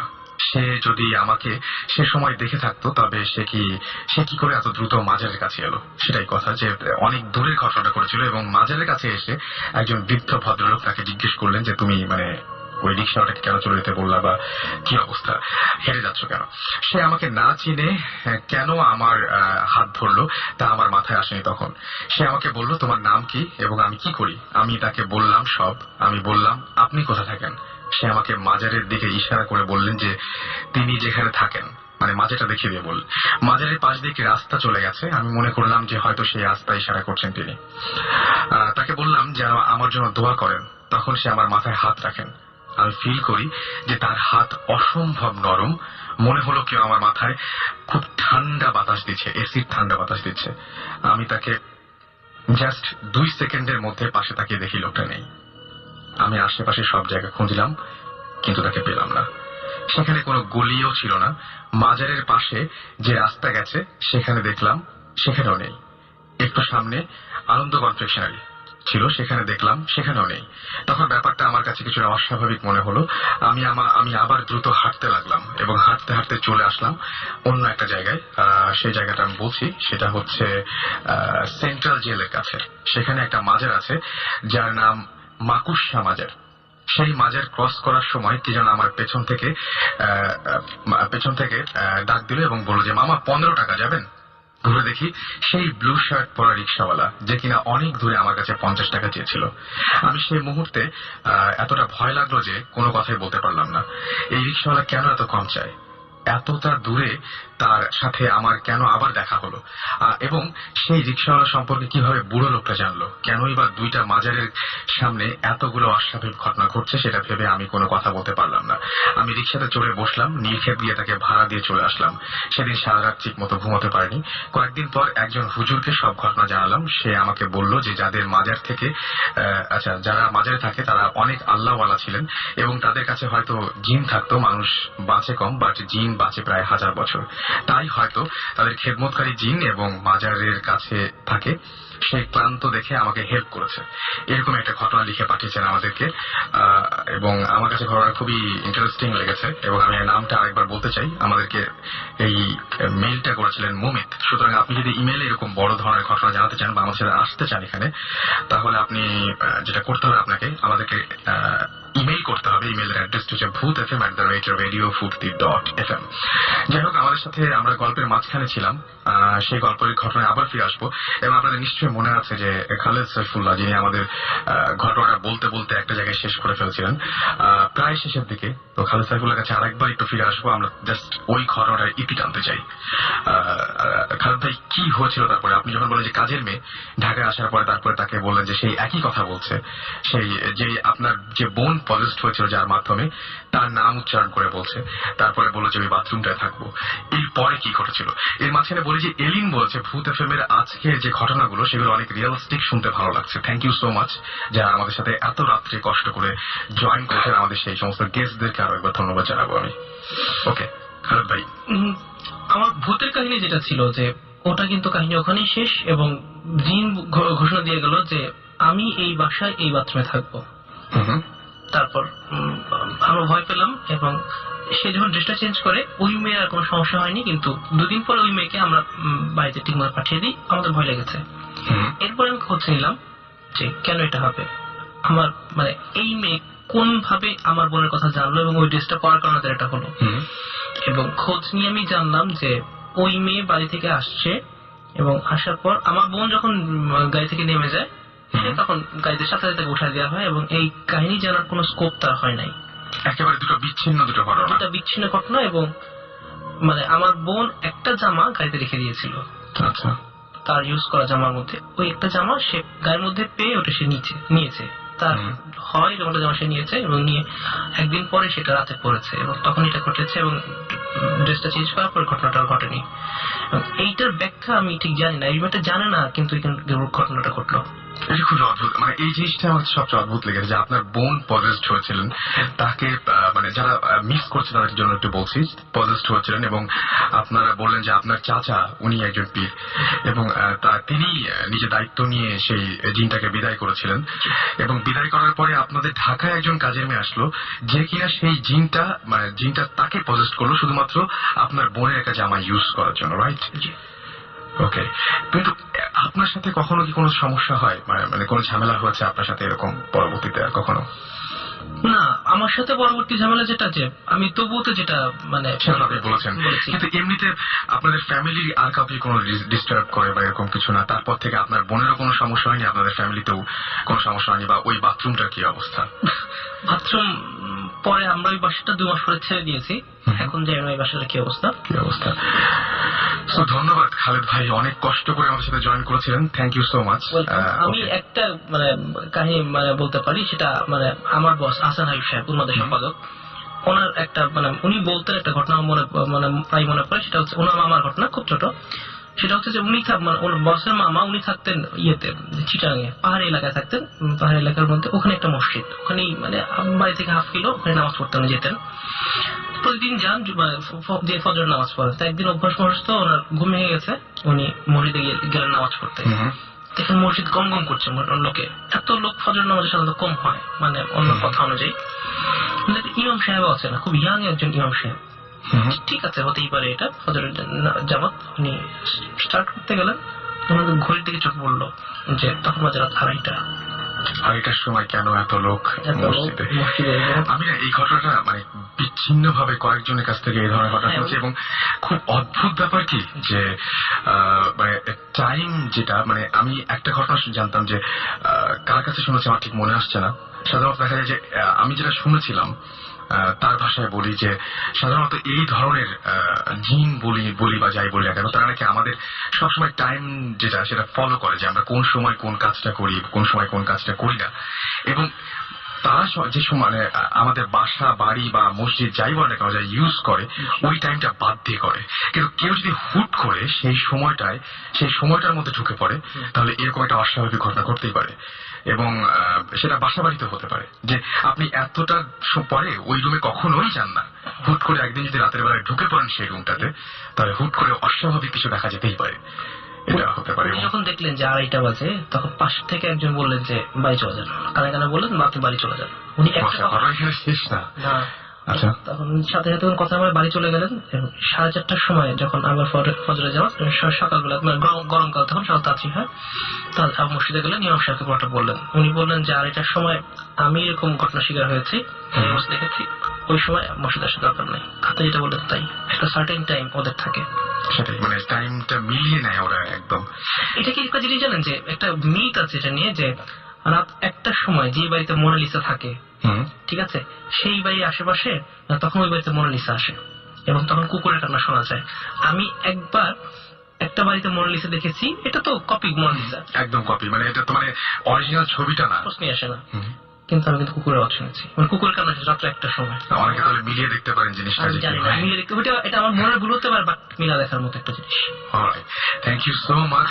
অনেক ভয়ঙ্কর এবং লাস্টের ব্যাপারটা হচ্ছে মানে কি বলবো, যে এই ঘটনাটা আমি এর আগেও শুনেছি, বিভিন্ন জায়গায় ঘটনাটা ঘটে এবং এই যে এরকম মানে টাইম এলোমেলো হয়ে যায়। Thank you so much Khaled ভাই। আমাদের সাথে আমি বলেছিলাম শুরুতে যে আজকে অসংখ্য, মানে আমি যেটা বলি যে ভূত এফএম আমার মনে হয় আজকে হাইস্ট গেস্ট, সেই মানে যেহেতু আজকে ভৌত টিমের ইনভেস্টিগেশন, সুতরাং আমরা এরকম একটা ব্যবস্থা নিয়েছিলাম এবং সেই জন্যই যেটা হচ্ছে যে আমাদের নতুন আরেকজন গেস্ট এইমাত্র আমাদের জয়েন করলেন এত রাত্রে, আমরা তার একটু পরিচয় জানবো।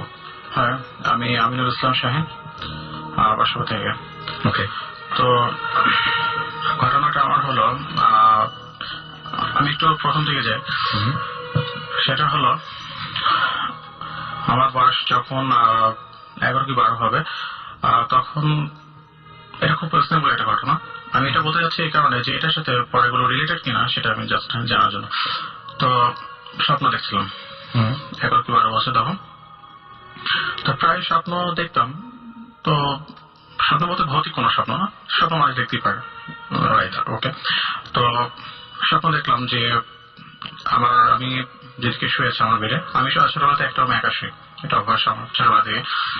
যখন আমার 4-5 বছর তখন থেকে আমি একা শুই। তো আমার পায়ের সামনের দিকে, কর্নারের দিকে, আমার পায়ের কর্নারের দিকে দেখি যে একটা সাদা কাপড় পরে, কি বলবো, সেটা উপরে উঠে আছে, ভাসছে, শনির উপর ভাসছে।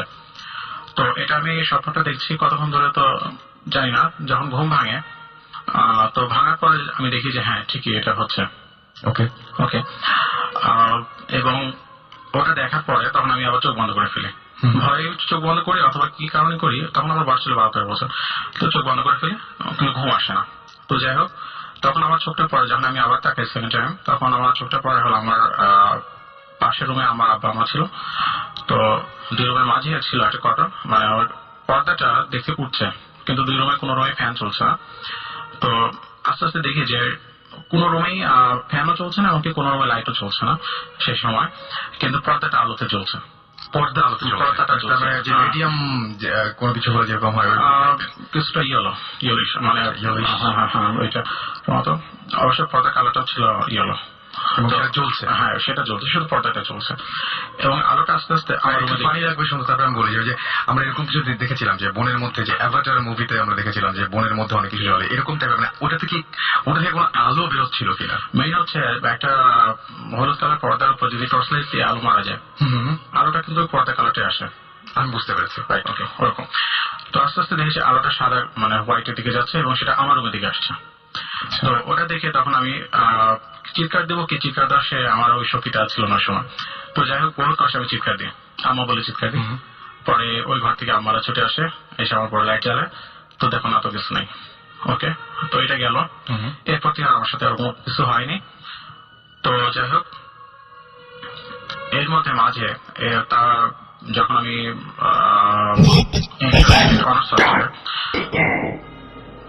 তখন যখন ফার্স্ট ইয়ারে, তখন আমরা বাসা চেঞ্জ করি।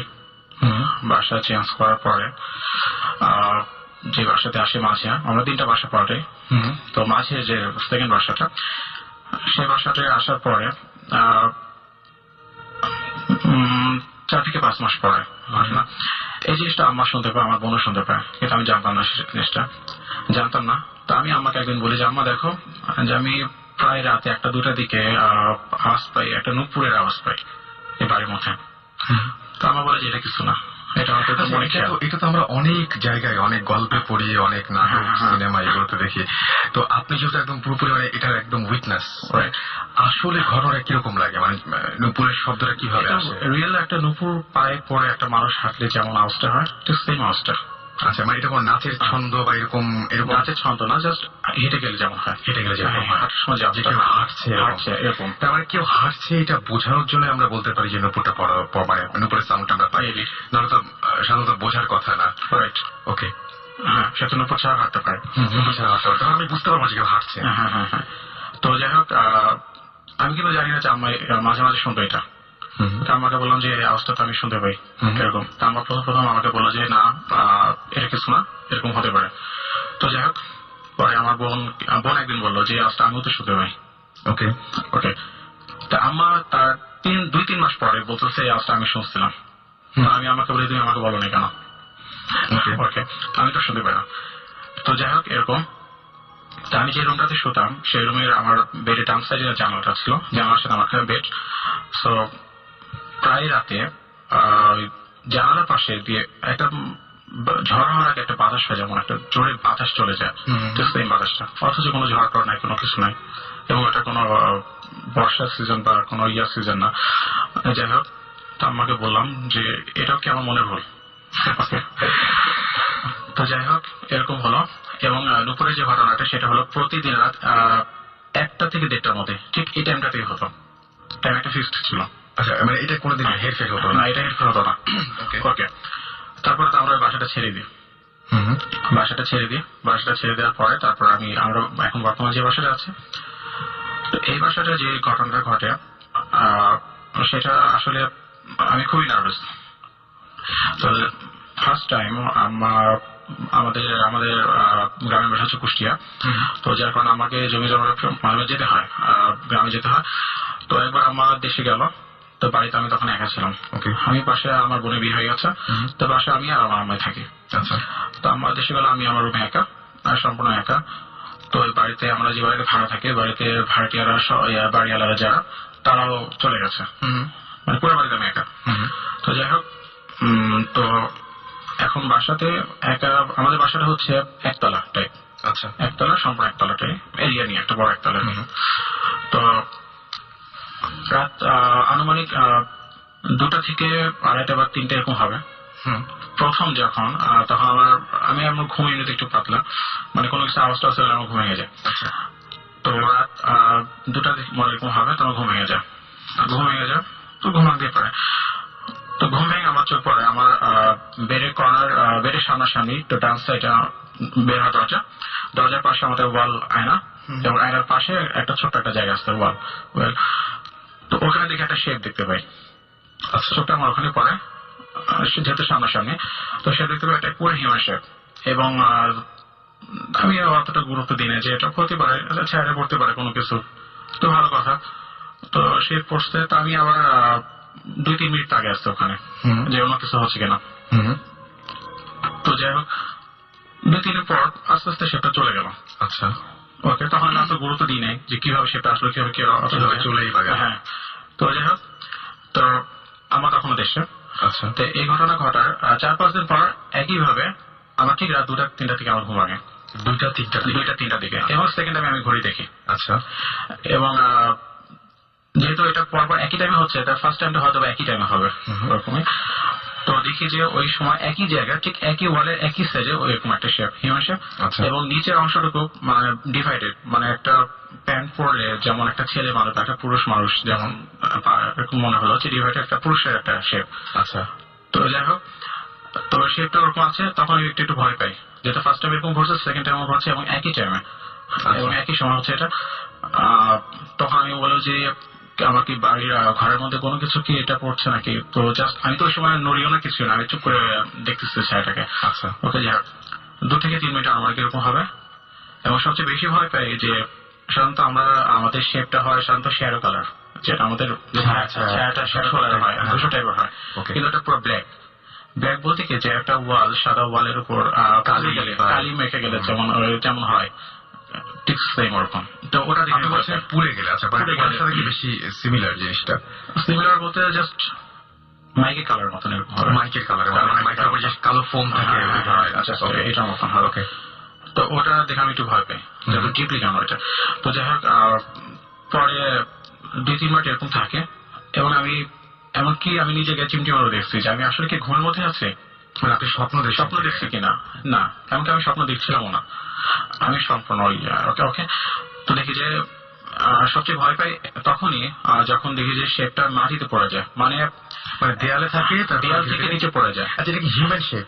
একদম হিউম্যান শেপ, সম্পূর্ণ মাথার আকৃতি বা কোনো কিছু বোঝা যায় না, কোনো কিছু বোঝা যায় না। তবে একটা মানুষ সামনে দাঁড়ালে তার পেছনে যে সাইডটা পড়ে, সম্পূর্ণ মুখমণ্ডলে যে আকৃতিটা বা বডি আকৃতিটা যেটা শেপটা আপনার পুরো শেপটা একেবারে সম্পূর্ণ দাঁড়িয়ে আছে।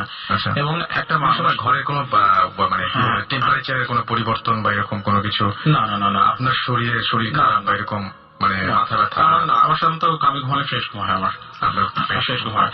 এবং সবচেয়ে বড় কথা হলো সাধারণত একটা মানুষ দাঁড়ালে, একটা মানুষ যদি পড়ে যায়, শেপটা কিন্তু ওইভাবে পড়ে না, জাস্ট গুটিয়ে পড়া যেটা বলা হয়, শেপটা সেম এরকম গুটিয়ে পড়া,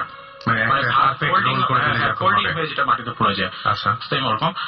তো যাই হোক, তখন আমি উঠি, আস্তে আস্তে উঠি, প্রায় তাও 8 ঘন্টা পরে উঠি, আমার তো ঘুম আর হয় না।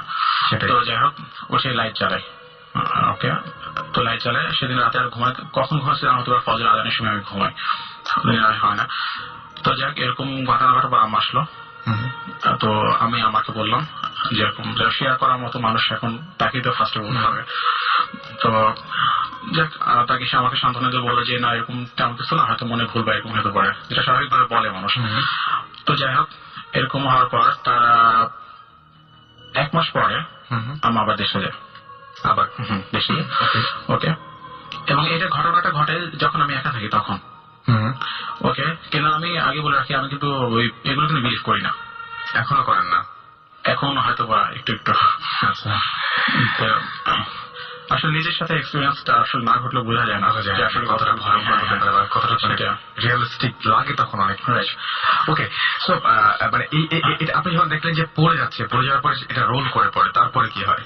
তারপর কিছু হয় না। তারপরে কি আপনার মানে ওটা একদম ভ্যানিশ হয়ে যায়? ভ্যানিশ হয়ে যায়। ভ্যানিশ হয়ে যাওয়ার পরে আপনি কি করেন? ভ্যানিশ হয়ে যাওয়ার পর আমি আমার করণীয় কি, আমি ওখানে চুপ করে বসে থাকি এবং আল্লাহকে ডাকতে থাকি। এবং সেকেন্ড টাইম আমি সূরা নাস, সূরা ফালাক আমি মনে মনে পড়ছি। আচ্ছা, যে এটা আপনি পড়তে পারেন। যে বোবা ধরলে যেরকম ধরনের সমস্যা হয়, সেই ধরনের এরকম একটা প্রবলেম আমার একবার হয়েছিল। আচ্ছা, একবার হয়েছে? যতবার দেখেছেন ততবারই হয়নি? না, কখনো হয়। এটা সম্পূর্ণ ডিফারেন্ট। এটা আগের বাসায় যে বাসাটা আমি ছেড়ে আসছি, সেই বাসাটা আমার একবার হয়েছিল। আচ্ছা, বোবা ধরার ব্যাপারটা আমরা জানি, কিন্তু এইটার সাথে বোবা ধরার কোনো রিলেশন নাই। ওকে, হ্যাঁ, এটার সাথে একটু ডিফারেন্ট। তো যাই হোক, তো থার্ড টাইম যখন হয়, সেকেন্ড টাইমটা হলো, থার্ড টাইম হলো হচ্ছে আমার যখন আবার সেকেন্ড টাইম দেশে যায়। থার্ড টাইমটা হয় সেকেন্ড টাইম আর 1 মাস পরে, প্রায় আনুমানিক 1 মাস পরে হবে এটা। ওকে, আমি যেহেতু 1 মাস চলে যাচ্ছে, আমি মনে করছি হয়তো বা গেছে, এটা আমার মনে ভুল টুল কোনো প্রবলেম ছিল, হয়তো বা ফিজিক্যালি হয়তো বা হতে পারে। যেদিন যায় সেদিনই হয় নাকি যে কোনো একদিনই হতে পারে? যে কোনো একদিন, যেদিন যায় সেদিন একবারই, ওই নাইটে আর আসে না সেটা। না, তা বলছি না, মানে আপনার আম্মু বা মানে যেদিন উনি দেশে, না, যেদিন যায় সেদিন হয় না। আচ্ছা, মানে হঠাৎ করে যে হঠাৎ করে যেটা, মানে একটু কোনো নিয়ম নেই। তো যারা এরকমই ঘুমিয়ে আছে, সেদিন ঘটনাটা ঘটছে। সেদিন হলো আমাদের অন্যান্য ভাড়াটিয়ারা ছিল, জাস্ট বাড়িওয়ালাটা ছিল না। তো আমি যেখানে থাকি, আমাদের বাড়িওয়ালার এরিয়াটার ভিতরে আমি থাকি, তো তারা ছিল না। মোটামুটি ওই এরিয়াটা আমি একা। আচ্ছা, ওকে, তো সেদিন আমি সাধারণত আমি রাতে 0 পয়েন্ট জ্বালায় আসি, ডিম লাইট যেটা বলা হয়। এবং ডিম লাইটটা হলো মানে আলোটা বেশি, আমি তো রাতে আলো, কারণ ডিম লাইট আলো অনেক সময় পড়ি আমি, বড় লাইট জ্বালে না, সেটা ওইটা থেকে কাছে নেই, যথেষ্ট উজ্জ্বল সেটা। হ্যাঁ, যথেষ্ট উজ্জ্বল। তো যাই হোক, তো সেদিন রাতে আমি ওই লাইট টাইট ঘুমাই একেবারে সুস্থ, ডিম লাইট কোনো কিছু জ্বালে নেই। তো যাই হোক, অসুবিধা আছে। তো ওদিনকার এক্সপিরিয়েন্সটা হলো, ঠিক রাত 2টা থেকে 3টার সময় আমার ঘুমটা ভাঙে। এবং ঘুমটা ভাঙার পরে মনে হলো যে আমি একটা ফ্রেশ ঘুম দিচ্ছি। এবং সাধারণত রাত 11টা থেকে রাত 10টা, সকাল 10টার মধ্যে ঘুমালে মানুষের যেমন একটা হয় ফ্রেশনেস, মনে হচ্ছে আমি অনেক লং একটা ঘুম দিচ্ছি। আসলে ঘুম দিচ্ছে আমার 2-3 ঘন্টা। ওকে, আমি ঘুম থেকে উঠলাম, কিন্তু আমার কাছে তো মনে হচ্ছে, আমি তো ঘড়ি দেখে বলছি যে ঘুম তো হয়নি আমার, কিন্তু আমার কাছে মনে হচ্ছে আমি অনেকক্ষণ ঘুমেছি, আর ঘুমের দরকারই নেই আজকে। ওকে, ভালো। এবং ঘুমানোর আগে, যেটা ঘুম ভাঙার আগে যে জিনিসটা ঘটে, মজার সবচেয়ে জিনিস, ভালো জিনিসটা, সেটা তখন আমি স্বপ্ন দেখি। আচ্ছা স্বপ্ন দেখি শেপটা এখন মেন তখন আমি বুঝলাম যে তার হয়তো আমার ফিজিক্যাল প্রবলেম হতো, যেটা আমি স্বপ্ন দেখতেছি হয়তো বলে জিনিসটা আমার মাথায় কাজ করতেছে, যার কারণে এটা জেগে দেখছি। কিন্তু আসলে ওইটা নিয়ে চিন্তা আমি যে আমি হরর মুভি দেখলো আমি তখন এনজয় করি বাস ওটা শেষ হয়ে যায় আমি শেষ ফিনিশ মাথা থেকে শেষ। এই শেপের ঘটনাটা তাই ভয়টা আমার 2-3 দিন থাকে তারপর থাকে না, কিন্তু থার্ড টাইমের পরে আমি আর এটা মাথা থেকে সরাতে পারছি না। তো স্বপ্নে যখন দেখি যে হ্যাঁ স্বপ্নে কতক্ষণ ধরে দেখছি যাই না, তো দেখছি যে ওটা আছে ওয়ালে আছে এবং একই জায়গাটায় আমার স্বপ্নে দেখছি। ওকে ঘুম ভেঙে যায়, ঘুম ভেঙে আমি দেখি যে হ্যাঁ রিয়েল তাই স্বপ্নে দেখছেন? স্বপ্নে যা দেখছি আমি তাই সেটা ওখানে দেখতে পাচ্ছি। তো যাই হোক এবং তখন আমি সম্পূর্ণ আমার অবস্থা খারাপ এবং আমি বাড়িতে একা, কাউকে আমি ডাকবো সেটা আমি পাচ্ছি না। আসলে ওই মুহূর্তে আওয়াজ করা বা চিৎকার করা একটা থাকে না, মানে মনে হয় যে আমার গলার কণ্ঠস্বর একটা মানুষ ঝুলে আছে কি না, মানে তখন শূন্যে ভাসছে না, জাস্ট আমার জিনিসটা এমন সামনে একজন দাঁড়িয়ে আছে, সামনে একজন দাঁড়িয়ে আছে, একজন আছে তাকে দেখতে পাচ্ছি না কিন্তু তার শেপ আমি দেখতে পাচ্ছি। ওকে, এটা হলো আমি থার্ড টাইম আমি পুরো বুঝতে পারছি যে একজন আছে আছে এবং সে আমার দিকেই তাকিয়ে আছে এবং তার মানে শেপটা রিমুভ হচ্ছে না কিন্তু সে আছে, তাকে দেখা যাচ্ছে না কিন্তু তার শেপটা ভ্যানিশ না। ওকে ওকে, এরকম একটা সিচুয়েশন যে এবং সবচেয়ে বেশি ভয় পাই এবং যার কারণে আমি এখানে মেইল করতে বাধ্য, যেটা বেশি ভয় পাই যখন একটা মানুষ যখন 1 থেকে 2 পা সামনে এগোয় তখন সেটা কিন্তু পেছন থেকে একটু নিচের দিকে নামে, বা সেম জিনিসটা কিন্তু ওরকম হয়েছে, মনে হচ্ছে যে কিছু একটা সামনের দিকে এগোচ্ছে এবং পিছনে এই থার্ড টাইম এই প্রথম যে পিছনে যে ছায়াটা সে ছায়াটা নড়ে যায়, মানে এই ফার্স্ট টাইম সে নড়লো আপনাদেরকে অ্যাডভান্স করলো। তখন আমি বুঝলাম যে এটা কোনো মানসিক প্রবলেম না বা কোনো ফিজিক্যাল এটা কোনো সমস্যা না, এটা আমি জানিস হয়তো বা কোনো আছে কোনো কিছু এটা যে তখন আর আছে এবং আছে ডানে বা লেফট বা রাইট এর কোনো এটা সামনের দিকে আগাচ্ছে, জাস্ট ছায়া নিচের দিকে নামছে, ভাসটা হচ্ছে মানে সামনের দিকে সে আগাচ্ছে।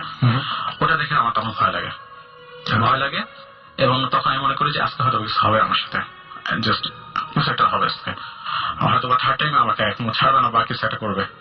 আমি তো মনে মনে আল্লাহ করছি যে এটা সরে যাক এবং আর কখনো যেন এটা না আসে। তো যাই হোক, তো সবচেয়ে কি বলবো ফর্চুনেটলি সে আমার কখনো ক্ষতি করেনি, 3বার সেদিনও ক্ষতি করেনি। তাহলে ওটা তাহলে কি হলো, মানে এগিয়ে আসতে সেদিনও ক্ষতি করে নাই, এগিয়ে আসতে আসতে জাস্ট ফোল্ডিং হয়ে পড়ে গেল মাটিতে, জাস্ট একটা মানুষ ফিট হয়ে গেল মাটিতে ধাম করে পড়ে যায়, ঠিক সেম। আমি এটা অর্থ বুঝলাম না যে এটা কি হচ্ছে। তো ওইটা যখন পড়ে গেল, ওটা যখন ভ্যানিশ হয়ে গেল, পড়ে যাওয়ার কি মাটির নিচের সাথে মিশে যায়, ওখান থেকে যায় না, মাটিতে পড়ে যায়। তারপর আমি পালিশ বা আমার তার আমার প্যান্ট এগুলো জাস্ট নড়াচ্ছি যে ওটার কোনো শেপ কি পড়ছে বলে না, কোনোটার শেপ ওখানে পড়ার কোনো চান্স নেই। তো এটা কি আপনি এখন ডিসকভার করতে আমি এখন ডিসকভার করতে পারছি না এটা কি।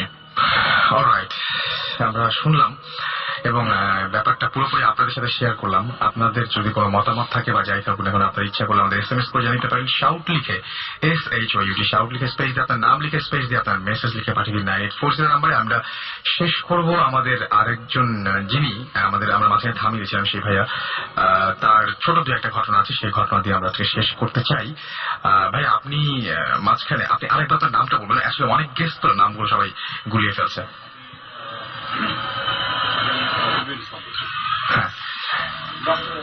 আমি 2-3টা ঘটনা আছে। এক সেকেন্ড, আমরা মনে হয় জি হ্যাঁ, তো আমার লাস্ট 2-3টা ঘটনা আছে যেটা মানে হচ্ছে, যেমন আমি একটা ঘটনা বলতে গিয়েছিলাম আমার ফার্স্ট অ্যানিভার্সারিতে।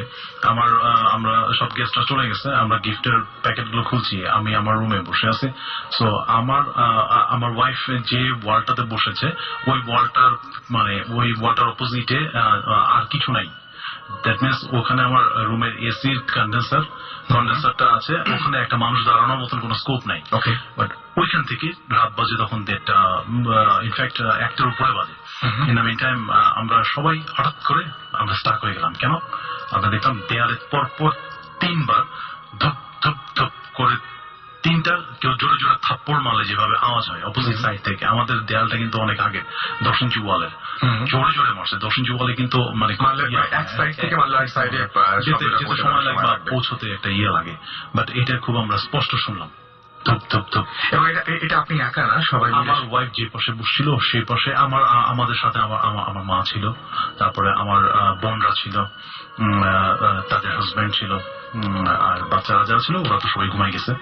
আমরা সবাই শুনলাম এবং কয়েক মুহূর্ত আমরা যে একে অন্যের মুখের দিকে তাকিয়ে থাকলাম। মানে এই ব্যাপারটা নিয়ে মনে হয় আপনার ফ্যামিলিটা মোটামুটি আমরা এটা ইউজ টু হয়ে গেছি আর কি। আচ্ছা, এই একটা ঘটনা।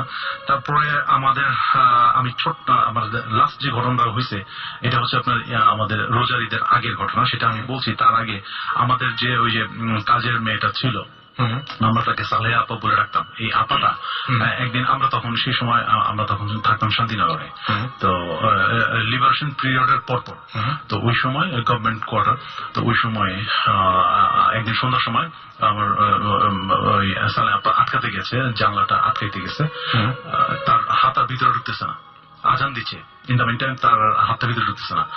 আমার আম্মাকে ডাকতে হচ্ছে চাচি আম্মা বলে, তো বলতেছে যে চাচি আম্মা আমার কি যেন হয়েছে, আমার হাত আমি ভিতরে নিতে পারতেছি না।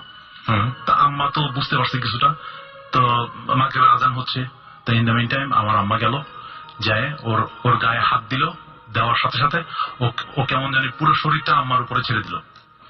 তখন আমার বুঝছে যে সামবাড়ি কিছু একটা হয়েছে, তো আমার তাড়াতাড়ি আম্মার হাত ঢুকিয়ে জামাটা আটকে দিল ওকে। তারপরে ঘরে নিয়ে এসে পানিটা নিয়ে ছিটা দিল, তারপর সে মোটামুটি সুস্থ হয়। এরকম আরেকটা এই ঘটনাগুলো হয়েছে।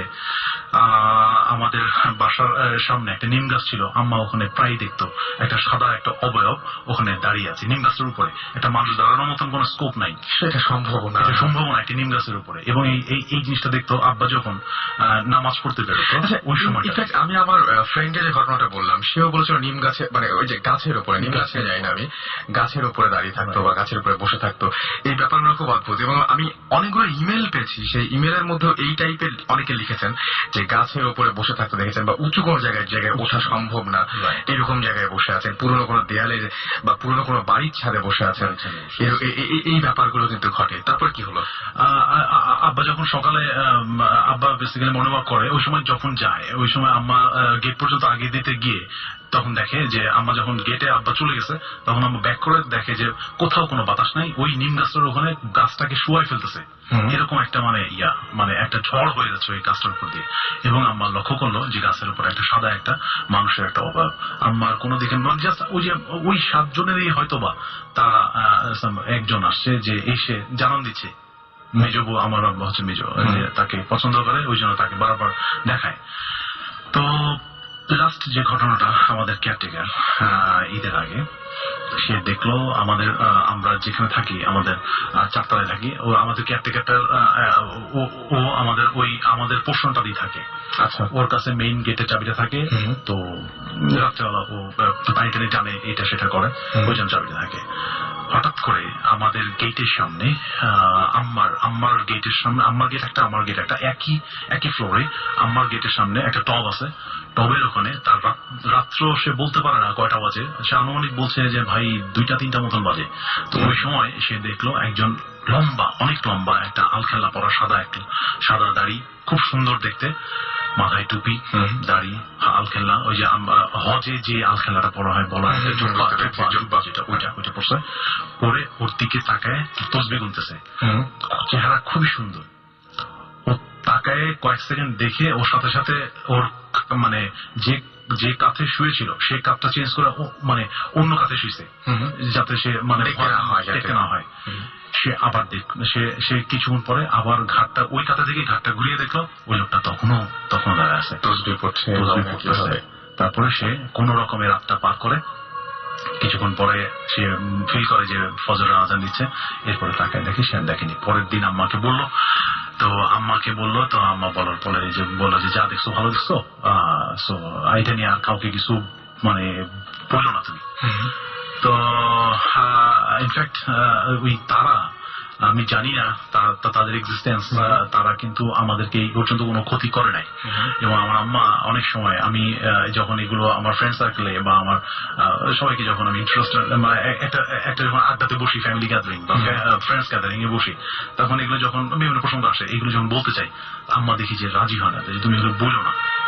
তো আমি ইনফ্যাক্ট সেই জন্য আপনি হয়তো আপনার নাম টাম কোনো কিছু হয়তো বলতে চান। আমি আম্মাকেও না বলে আসছি আর কি আজকে, এই আর কি। হ্যাঁ, এবং মানে কি বলবো যে আমি যেটুকু বলবো যে আপনি খুব কায়দা করে আজকে নিজের বাসায় না থেকে শ্বশুর বাড়ি থেকে আমাকে বলছেন, আমি মহাখালী থেকে আসছি। হ্যাঁ সেটাই। তো এখন সেটা হচ্ছে যে মানে যদি কোনোদিন মানে এরকম কোনোদিন কি হচ্ছে যে মানে আপনি কি কখনো চান যে আপনার সামনে এরকম কোনো কিছু আসুক? মামাতে আসা, ওকে। তার মানে আপনার নিজের খুব ভয় লাগে? না, আমি চাই না, বাট আমি ফ্যামিলিগত ভাবে মানে অভ্যস্ত হয়ে গেছি। বাট এগুলো কিন্তু আমাদের বংশে মানে ছেলেদের সামনে যতখানি না ওরা এক্সপোজার হয়, আমাদের বংশে মানে আমাদের ওয়াইফদের, আমার চাচি, আমাদের জেনারেশনের আমাদের ওয়াইফ বা ভাবি যেটাই হোক, ওদের সামনে ওরা বেশি বেশি ধরা দেয়। মানে আমার ওয়াইফ ওই একবারই ফিল করছে, যেটা হচ্ছে আপনার ওই যে ফার্স্ট অ্যানিভার্সারিতে ওই দেয়ালের ওই সাইডটাতেই মানে ওর পিঠের বরাবরই 3টা সাউন্ড হয়েছে, যেটা কখনো ওইখানে কোনো দাঁড়িয়ে কেউ লোক দাঁড়িয়ে সম্ভব না। তো আপনাদের ফ্যামিলির সাথে এরকম ঘটনা, আপনি বলে যে আপনাদের ফ্যামিলির প্রত্যেকের সাথে এরকম ঘটনা জড়িয়ে আছে, তো অনেকেই মানে আমি জানি না, মানে আমি কোনো কিছু প্রমাণ করতে যাচ্ছি না, তারপরে আমি যেটা বলছি যে অনেকেই মনে করেন যে আসলে এরকম কিছু আছে কিনা। মানে আপনাকে যদি জিজ্ঞেস করি, মানে একদম ব্যক্তি আপনাকে যদি জিজ্ঞেস করি যে আসলে আপনার কি মনে হয় আসলেই এই ধরনের জিন, আমরা বলি জিন সম্প্রদায়, এরা আমাদের মাঝে আছে, এই সন্দেহ তো অবকাশ নাই, কিন্তু এই সমস্ত ঘটনা যে তারা ঘটায় বা মানুষের সামনে দেখা দেয়, এই ব্যাপারগুলো যে ঘটে, এটা আপনি কি নিজে বিশ্বাস করেন?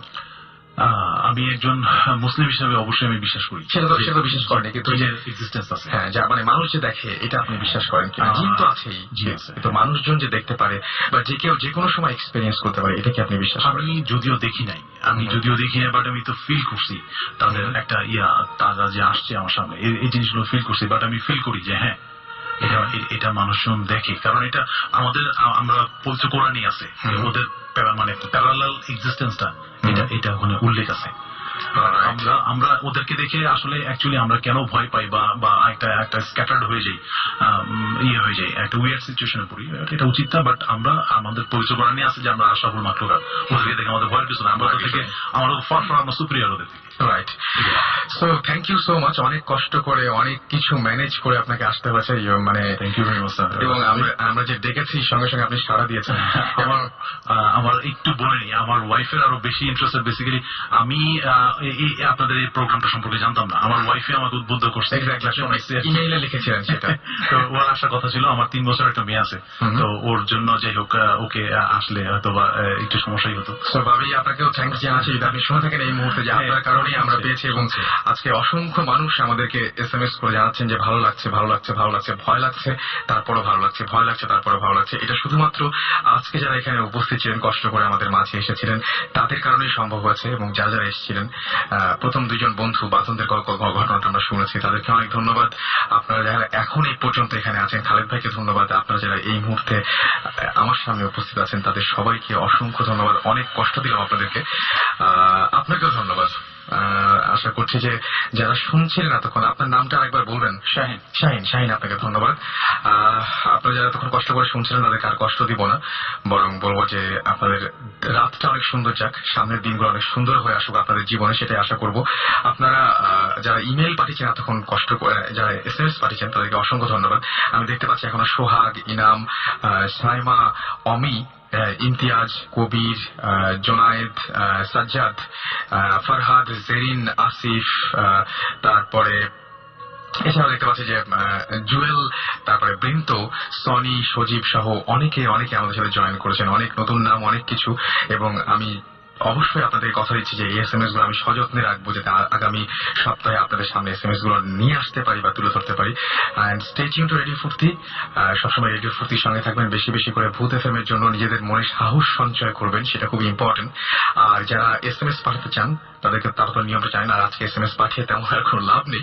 তবে ইমেইল করে, যারা বিশেষ করে ইমেইল করতে বলবো তাদেরকে, যারা বড় ঘটনা শেয়ার করতে চান এবং যারা বেসিক্যালি আমাদের শোতে আসতে চান এবং লাইভ আপনার এক্সপিরিয়েন্স শোনাতে চান সমস্ত লিসনারদেরকে, তাদের জন্য বলছি আপনারা যেটা করতে হবে সেটা হচ্ছে ভূত FM, BHOOT, ভূত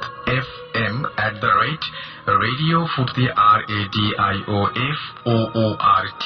ফুর্তি.fm এখানে আপনাদের ইমেল গুলো সেন্ড করতে পারেন আমাদের কাছে। সেই ইমেল থেকেই আজকে যারা যারা গেস্ট এসেছিলেন প্রত্যেকেই ইমেলের মাধ্যমে এসেছিলেন এবং ইমেলে আপনাদের গল্পগুলো বা ঘটনাগুলো আমরা জানতে পারি এবং সেইভাবে আপনাদেরকে আমরা এখানে নিয়ে আসি, সিলেক্ট করি সেভাবে।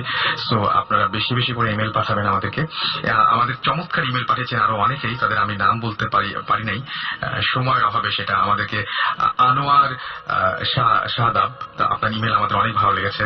আমাদেরকে ইমেল করেছিলেন হান্নান নয়ন, আপনার ইমেল আমাদের অনেক ভালো লেগেছে। আমাদেরকে ইমেল করেছিলেন মেহেদি রিভান, আপনার ইমেল আমাদের অনেক ভালো লেগেছে।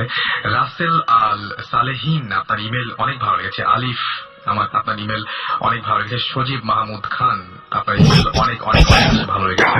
এবং এরকম ইমেল কিন্তু আমরা রেগুলার অসংখ্য পাচ্ছি আপনাদের কাছ থেকে।